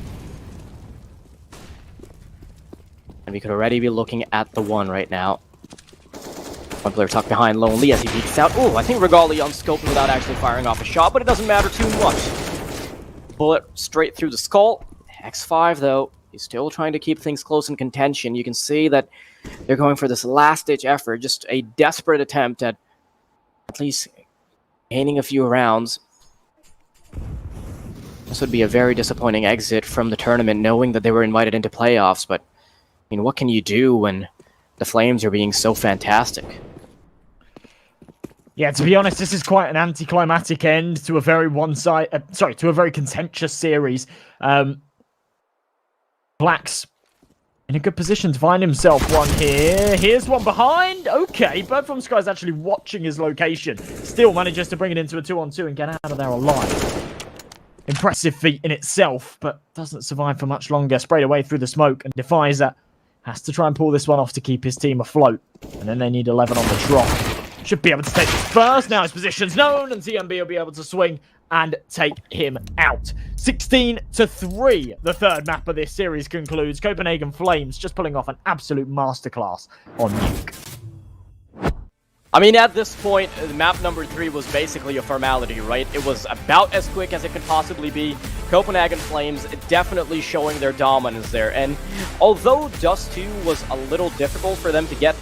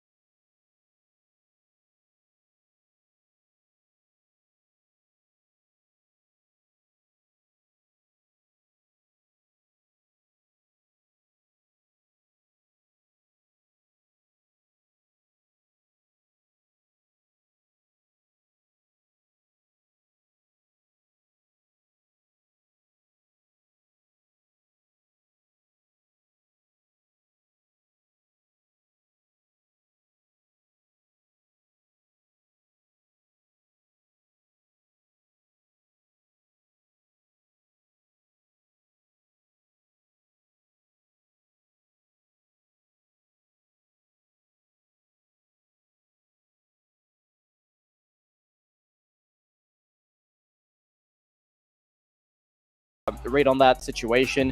Vertigo will be the first pick up by Fnatic Rising. Good reason for that as well, because they are, as you mentioned, amazing on that map. I mean, they've played it 16 times and they have a 75% win rate on that. Second map being picked up by DYNAMO ECLOT is going to be Inferno. Now, that is a little bit problematic for me because looking at the specific veto, this kind of plays to the strengths of Fnatic Rising. Now, if you allowed Fnatic Rising to pick all 3 maps, they would probably pick Vertigo. They would probably pick Vertigo, Inferno, and a choice between Mirage and Overpass, right? So the only map they're actually going to have to play outside of their comfort zone is going to be Ancient, and even that map is going to be pretty evenly distributed in a matchup against ECLOT, in a matchup between ECLOT and Fnatic Rising. So right now, they're playing to their strengths. It does definitely feel like ECLOT have lost the veto here, haven't they? Now, it is actually exactly the same veto that we saw in the last 2 series. So as I say, these 2 teams have played each other twice last month. And yeah, the first time, Inferno, Vertigo, Ancient. Second time, Inferno, Vertigo, Ancient. So it's an absolute repeat of it. This time, Fnatic Rising do get the advantage of being able to play their map pick first. So yeah, we'll go Vertigo, Inferno, Ancient, but still the same storyline, right? It does definitely feel like they've won the veto in some regard, though, on the basis that yeah, their win rate on Vertigo is absolutely fantastic. 2 times that they played ECLOT on Vertigo as well, they really demolished them, to be honest. A 16-9 and a 6-6. And then when it comes to Inferno, yeah, ECLOT kind of do the opposite. So I think we could definitely see this swing the same sort of way. Rising are good on Inferno, though, so we just have to really wait and see. There's not a lot more to be said from it, if I'm perfectly honest. Pistol round underway, though. Bit of the man with the smoke and the kit. Super aggressive here towards middle. Fnatic Rising going elsewhere. They're going to stack up over towards the ramp. Try and work their way up to B. Okay, already a nice opening from Fnatic Rising. The T side will be sprawling into the B site. There's no chance at all for Veto to even fight back because Volt and Pepsar are just so good on those pistols. Captain a detour, though. A 2 versus 5. A 1 coming in from the flank, 1 from CT spawn. Still a chance to make a dent, even if it is not going to be the round conversion. But so far, Fnatic Rising, you know, this is a little scary. Capson, still collected. Chance at the USBs to reign supreme. Detour gets 1, but that conversion could have been everything. No more chances. Volt is good for the 3rd kill, and that means the Fnatic Rising start off really strong. Now, before I hand you the virtual mic over... Okay. That's a long way down. Is he going to do the full backflip? No way. He's going to stick the landing, bro. He might. He just might. Oh, just not enough. What's your score for that? I give him a 6. Maybe 4.5. Because he just didn't have like the arms posture right. Yeah, like if there was a trampoline there, he would have still broken all of his bones. But you know what? This is a really scary prospect for me because Fnatic Rising, they're sort of showing a similar scenario in terms of like the map pick as to what we saw just now from Copenhagen Flames versus K23, because the Flames had such a one-sided performance, and maybe we could even see sort of a replication of that immediately after that game, you know? Sublate, detour. Oh, nice headshot onto Pepsar. Ollie over the top, Vol. Working his way around, Feeder here with the scout. And a 4 versus 4. Fnatic Rising looking very dominant in that pistol round. Volt's entry is just gorgeous. And he looks to do the same here. Wolfie actually the man to find that first kill onto the site. Volt whiffs his spray. Banjo's able to trade it. Clean stuff to find the rest. 3v1, 2 players incredibly low, so a chance for MBQ to do some damage. I'm not sure if we'll see it come through, though. Only a 5-7 on him. A single flashbang. Bomb yet to go down, though.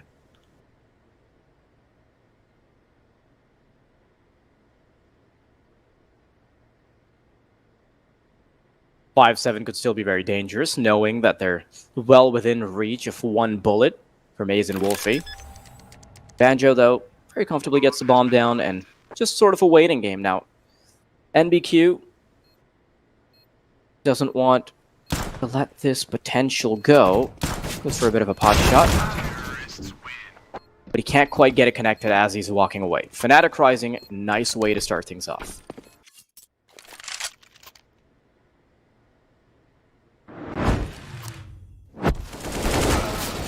Yeah, fairly clean stuff. And talking about Banjo's clutches last time around, right? It was a game against Oro. It was their challenger match to qualify into ESL Challenger. It was 16-3. It was super dominant, but it was one of those games where the rounds constantly becoming close. Aurora were finding themselves in positions where they had man advantages, they had massive advantages in some scenarios, 4v1s in their favour. And it felt like Fnatic Rising would constantly claw back from behind in those rounds. Banjo obviously pulling off those two massive clutches is a real testament to that. You could see the same here. These guys thrive under pressure. Detour does manage to find himself one with the USP, a full eco round, taking the man advantage, untraded as well. Okay, not for long. Not a bad start, though.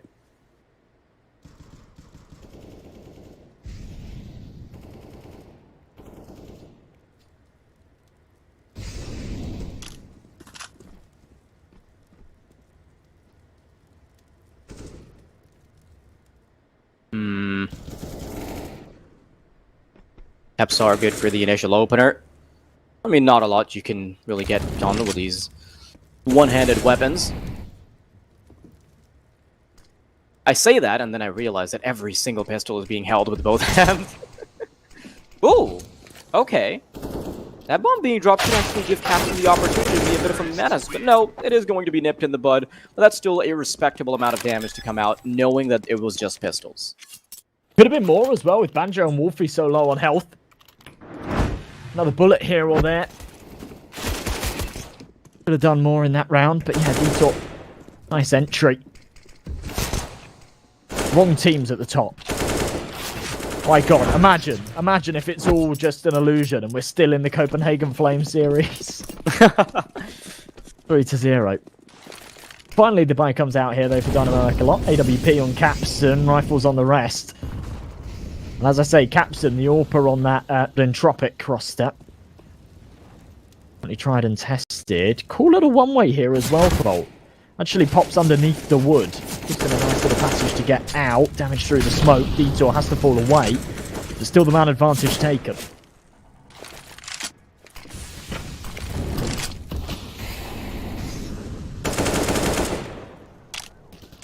Not really much of an initial contest outside ramp. They've only dedicated one player towards this area. May's sort of responsible for causing a bit of a ruckus around the middle area. In the meantime, ECLOT realized that they don't have to go for any particular plays of their own. They can just wait for Fnatic Rising to make a mistake, but the opposite of that is exactly what happens. In fact, Pepsor gets a chance to get a kill early on. NBQ does manage to recover, but now the attention is going to go towards the B site. NBQ flashed out, his position is given up as well. A headshot will be waiting there for him on the other end. There's an AWP, there's veto on an M4 as well. Capson connects the first shot, and that leaves Maze in a 1 versus 2 after that initial kill. He knows he has to deal with 2 players that are coming his way, and as he peeks out of the generator, Maze misses a golden opportunity to connect the first shot, and Capson will deliver. ECLOT, they're going to plug us out of the simulation. Yeah, Maze has a sudden moment of realization that maybe someone could come in from behind him. Unplug us from the simulation? You're crazy, man. We live in one. We're always in the simulation. There's no escaping it. That's exactly what the simulation will want you to think. Are you part of them? Yeah, I'm one of the... I don't know what the word would be, but like, yeah, I'm one of the admins, one of the simulation admins sent here to like keep wraps and everything, make sure everything's going well. Don't give yourself that much credit. You're one of the pre-coded NPCs. I'm one of the... Yeah. I watched a movie the other day about this. What did we watch the other day? I can't remember. I got forced to watch a movie about one, but yeah, that go on. Yeah, of course. But that Jim Carrey movie where he like day to day and he's in a TV show. I cannot remember what it's called. The Truman Show, right? The Truman Show. That's it. Yeah, Is that Jim Carrey? I can't remember. Yeah, I think so. Yeah, it is. It's definitely Jim Carrey. Yeah. God, it's been so long since I've seen that movie. Forgot the actor there for a second. Yeah, I think we live in that. My life's not very exciting, though. I can't imagine anyone would watch it. Just watching me sat on my PC every day, losing face it, losing elo. Like, maybe he's going to lose more elo today. What are the odds? Yes, he does. Your decision-making tree is just, do we talk about pixels or do we engage with pixels today? Yeah, pretty much. Okay.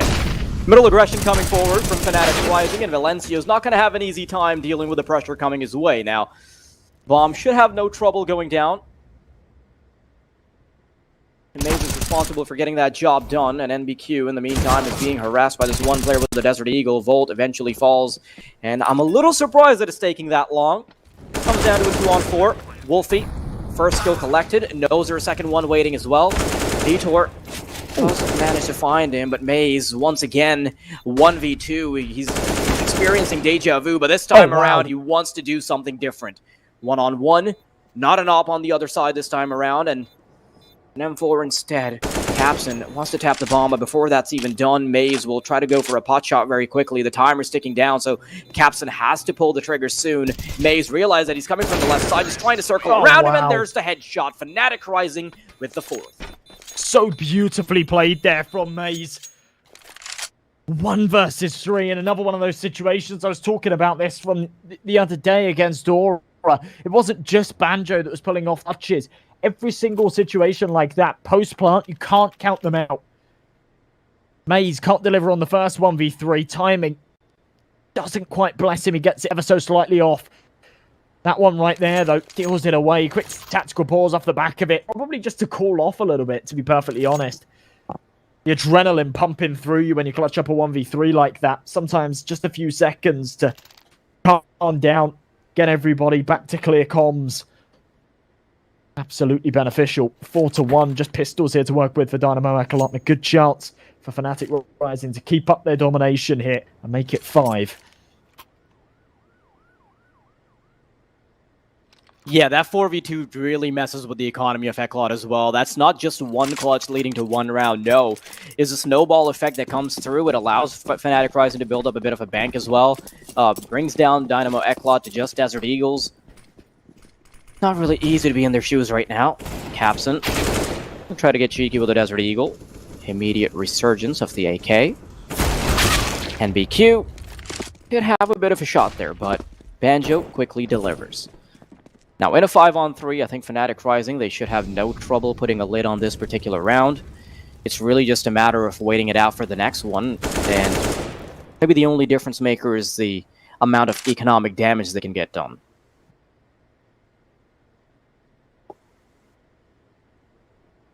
Reader and Detour wants to try and do said economic damage. All of their teammates have fallen. A 5 versus 2 situation. Of course, the round not really in contention here, but if they can find a couple of kills, carry across an AK would certainly be valuable. They have got the loss bonus leaning in their favour, so the fact that they're left with sort of $1,400 isn't too problematic. That is, though. Detour's just dropped the bomb, found himself an AK, 45 seconds left. Lucky for Fnatic Rising, they have got a bit of time to try and retrieve this one. But with Feeder now given time and space to rotate round to B, bomb's still in enemy hands. Fnatic Rising, this is dangerous. They're running out of time here.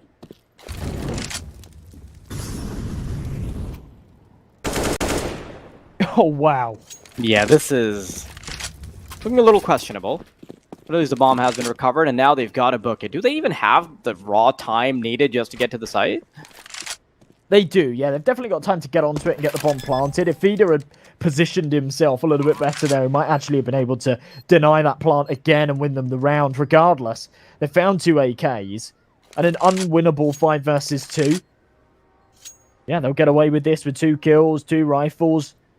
Not a bad outcome at all, to be honest, for ECLOT. It does mean the scoreline will still go 5-1. Money not ideal here, considering Fnatic Rising are so far ahead, given how these last couple of rounds have gone. Yeah, they do not have a lot of cash, and with 2 reinvestments now required, they'll still be pretty much on the minimum as we move into the next.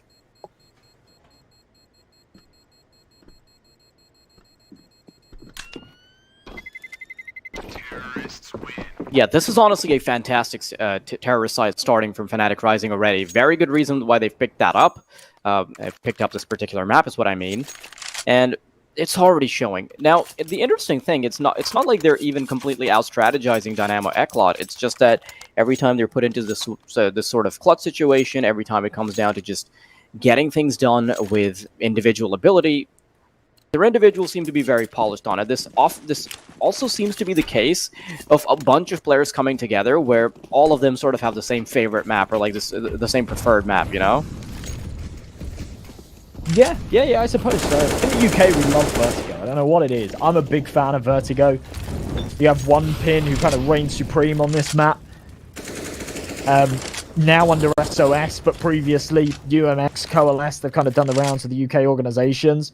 Echo for a little while as well. They were absolute beasts in their prime on Vertigo. Nice opening pick from Pepsor. Maze. Oh, okay, not able to trade it. Fidder's on the other side of this smoke. Still a 4v4, though. If Wolfie tries to flash through it, he might be able to get this done somehow. Fidder turns it, but still doesn't manage to win the fight. The man advantage goes back in Fnatic Rising's favour. Make that 2. Yeah, Valencia and NBQ already know that they've just got to back off. Just tuck their tails, make sure these M4s can be carried over into the next round. And knowing their loss bonus, if they had one more player alive, I think I would have still given them the benefit of the doubt, knowing that they would have been able to buy up decently, but... Okay, so Detour can still buy up, and NBQ and Valencio can drop 1 gun apiece. So this is actually quite okay. Capson and Fida aren't really going to have the best of weaponry, but at the very least, they'll have as much utility as they possibly want. So, not the worst case scenario, and Fnatic Risings definitely still don't have enough of a lead for ECLOT to be counted out. But it is looking very similar to the game we just casted.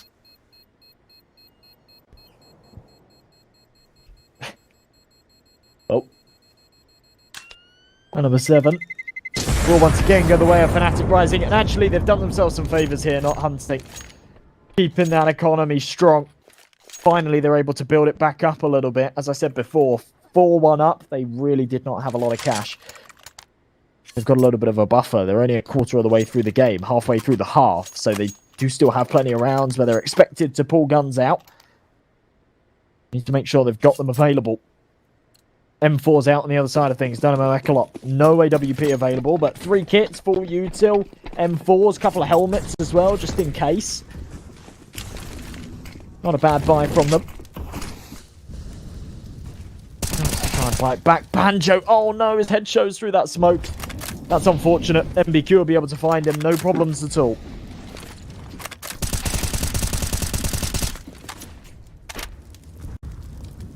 One of the rare scenarios where ECLOT can actually come out on top. Valencio is making quick work of the players in middle as well. A Volt and Maze now. A very precarious spot. Okay. Nice way to start things off for Maze. They know they've got 1 minute and 10 seconds on the clock. They also have the bomb in their possession. So with Valencio being that low on HP, they actually have a reasonable shot. Now keep in mind, Banjo was it Banjo? I'm not sure. Yeah, one of these players was able to clutch before, and it was Maze last time. Big 1v3. Yeah. So it's not like we can count them out just yet. Up the ramp we go. Detour, that's the audio cue for him to back off. Quickly switches over to the M4 because he knows there's no funny business going on if they make any sorts of mistakes. But NBQ, yeah, this is just going to be too easy of a cleanup for him. Oh, okay. Alright. Crisis averted. You know, as I was saying before, there's always potential that Fnatic Rising can pull off masterclasses, upsets in rounds like that. Weaponry carried across as well. DYNAMO ECLOT keeping 4 players alive does mean that they've still got plenty of cash. For Fnatic Rising, that little buffer that I talked about before actually comes in very, very handy here. Because they do not have a huge amount to work with. AK's a single Galil here on Pepsor, not a huge amount of utility, but Wolfie on that sniper. We've seen plenty of times him just go huge with this AWP. And as I've said, I mean, you touched upon it at the start of this one as well. He's never really found himself in like a solid roster. He's always been this super stand-in. Like a Nanny McPhee that comes in to save rosters that are having trouble finding a solid sniper. He always just comes in and is wicked for a little while. But yeah, I like the fact that he's kind of finally a staple on this Fnatic Rising project. Nice kill from Maze, but still a man disadvantage here. Oh, actually brings it back. That's huge. Yeah, the man advantage doesn't exactly last very long. And with Bomb being in possession of Fnatic Rising, the world is their oyster. They can choose wherever they want to go. Vita going for early peaks. The jump spots will allow him to get the information he needs.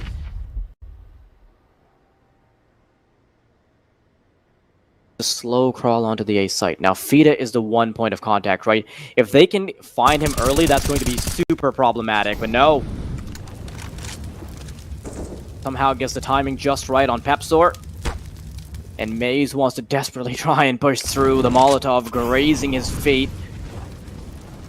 Feeling a little medium rare right now as he starts to walk into the site, but that's going to be it. Fita and Detour, very good for the first few kills, and that's going to be it. 6-3, Fnatic Rising still in the lead, but ECLOT are bringing it back together.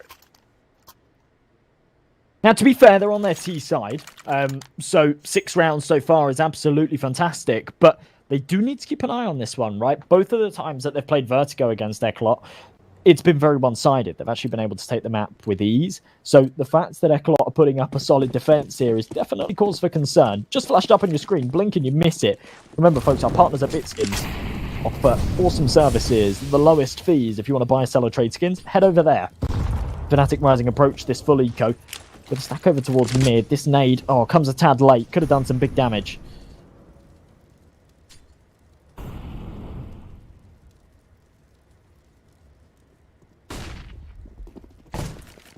Here it comes. The firing gallery is heading towards Fita, but he's allowed it to cross over. Valencio will be responsible for keeping these players at bay, but Fita still wants a piece of this action. Banjo, nice shot with the Desert Eagle. Cannot connect a second one on top of that. And Maze just wants to run into his dad right now, right? Oh. Did he get a double headshot there? I think so. I think, yeah. I can't see how else he would have done 91 points of damage. I know Fida took a tiny bit of damage from falling there as well. But yeah, almost another kill, which would have been nice for him. You know, it always completely throws me off when I see Banjo. And I know I'm not the first person to ever say this, but Banjo's one of, like, the muted player names, if you've been too toxic. I'm so used to that. I'm so used to seeing muted player names. Yeah, it just throws me off. I'm like, Banjo? Yeah, okay, that is a real person. That is Banjo. Rifles out this time. 5 AKs. A smoke, a flashbang on the majority of them. A couple of mollies to come out as well. Capson did have his crosshair bang on his opponent, but Volt playing around this one way.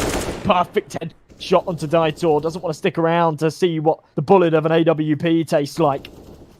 He'll start to fall off. In fact, the aggressors, Capson gone.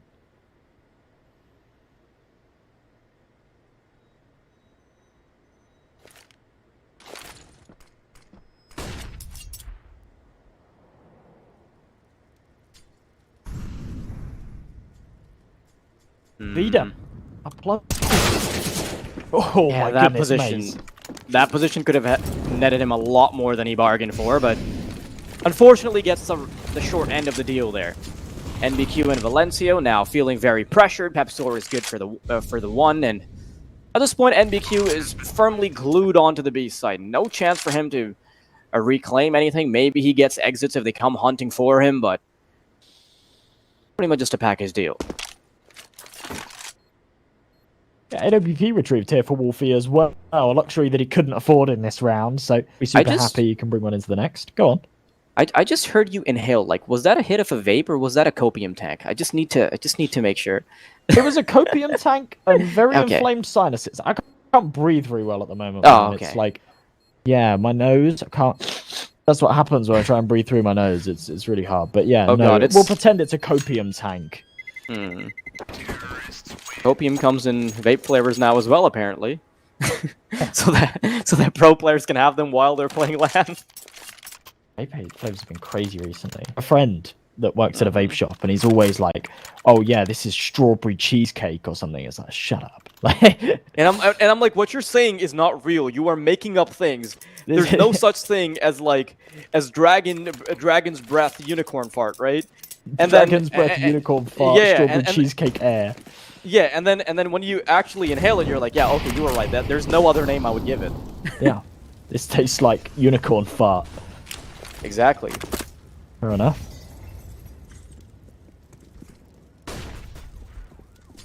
Rifles out. Wolfie and Capson again with AWPs. For ECLOT, this could be their last full buy before they're forced into a bit of a half investment position, unless of course they win it. And Valencio trying his hardest to do so. 2 massive kills in middle. Opens things up, gives them a man advantage. Valencio tagged down a little bit, but still on a decent amount of health as he'll fall away. And ECLOT in a good position here. They've got full control.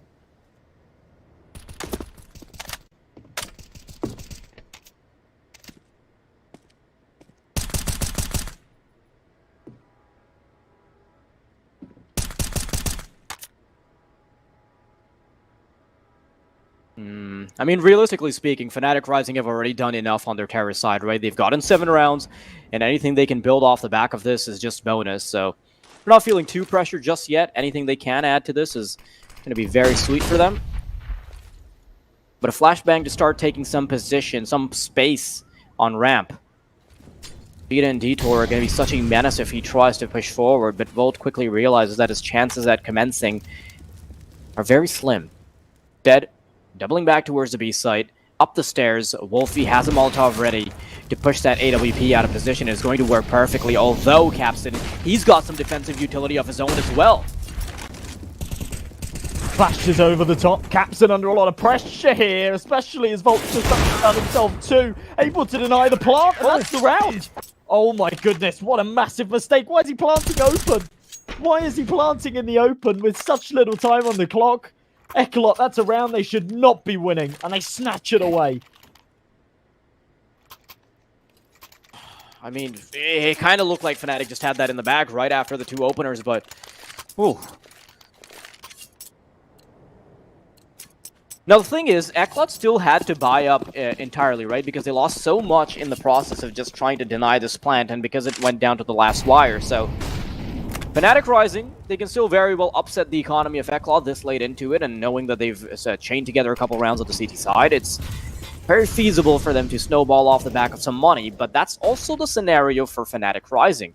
ECLOT could very well pressure them economically. It's really just a precarious spot for either squad to be in.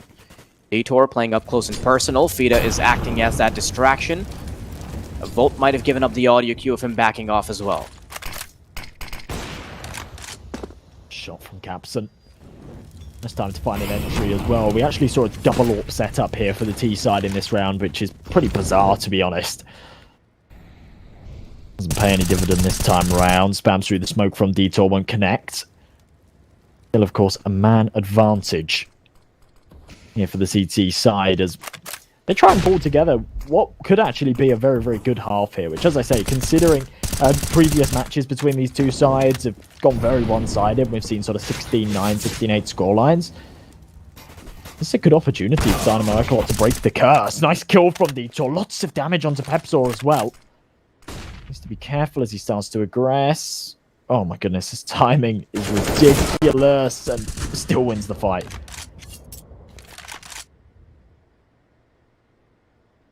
It seems like Fnatic Rising love drawing out the timer, and that's sort of a tendency that ECLOT have picked up on, because if you look at the utility that Valencio and NBQ have been able to save, you know that they're not willing to go for these early uses of that utility.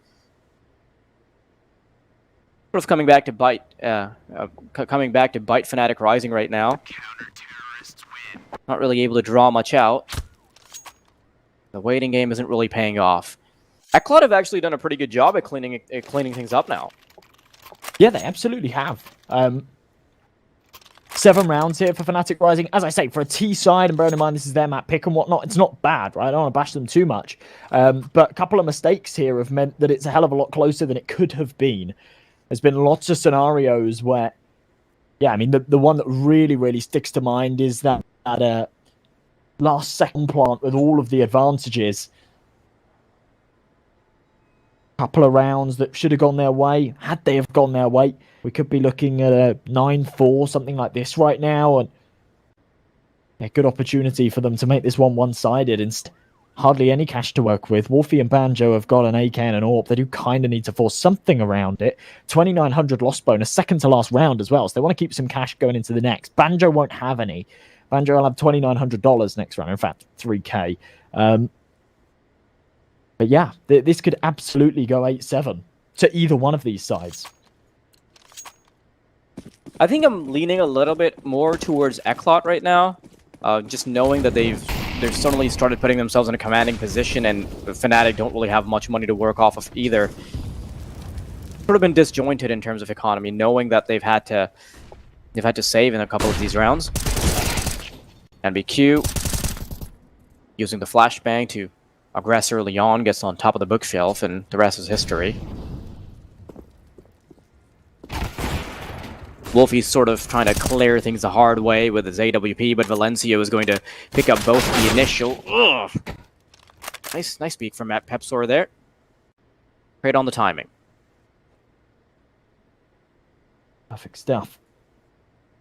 MBQ tucked behind the boxes. They start to aggress. Oh wow, okay.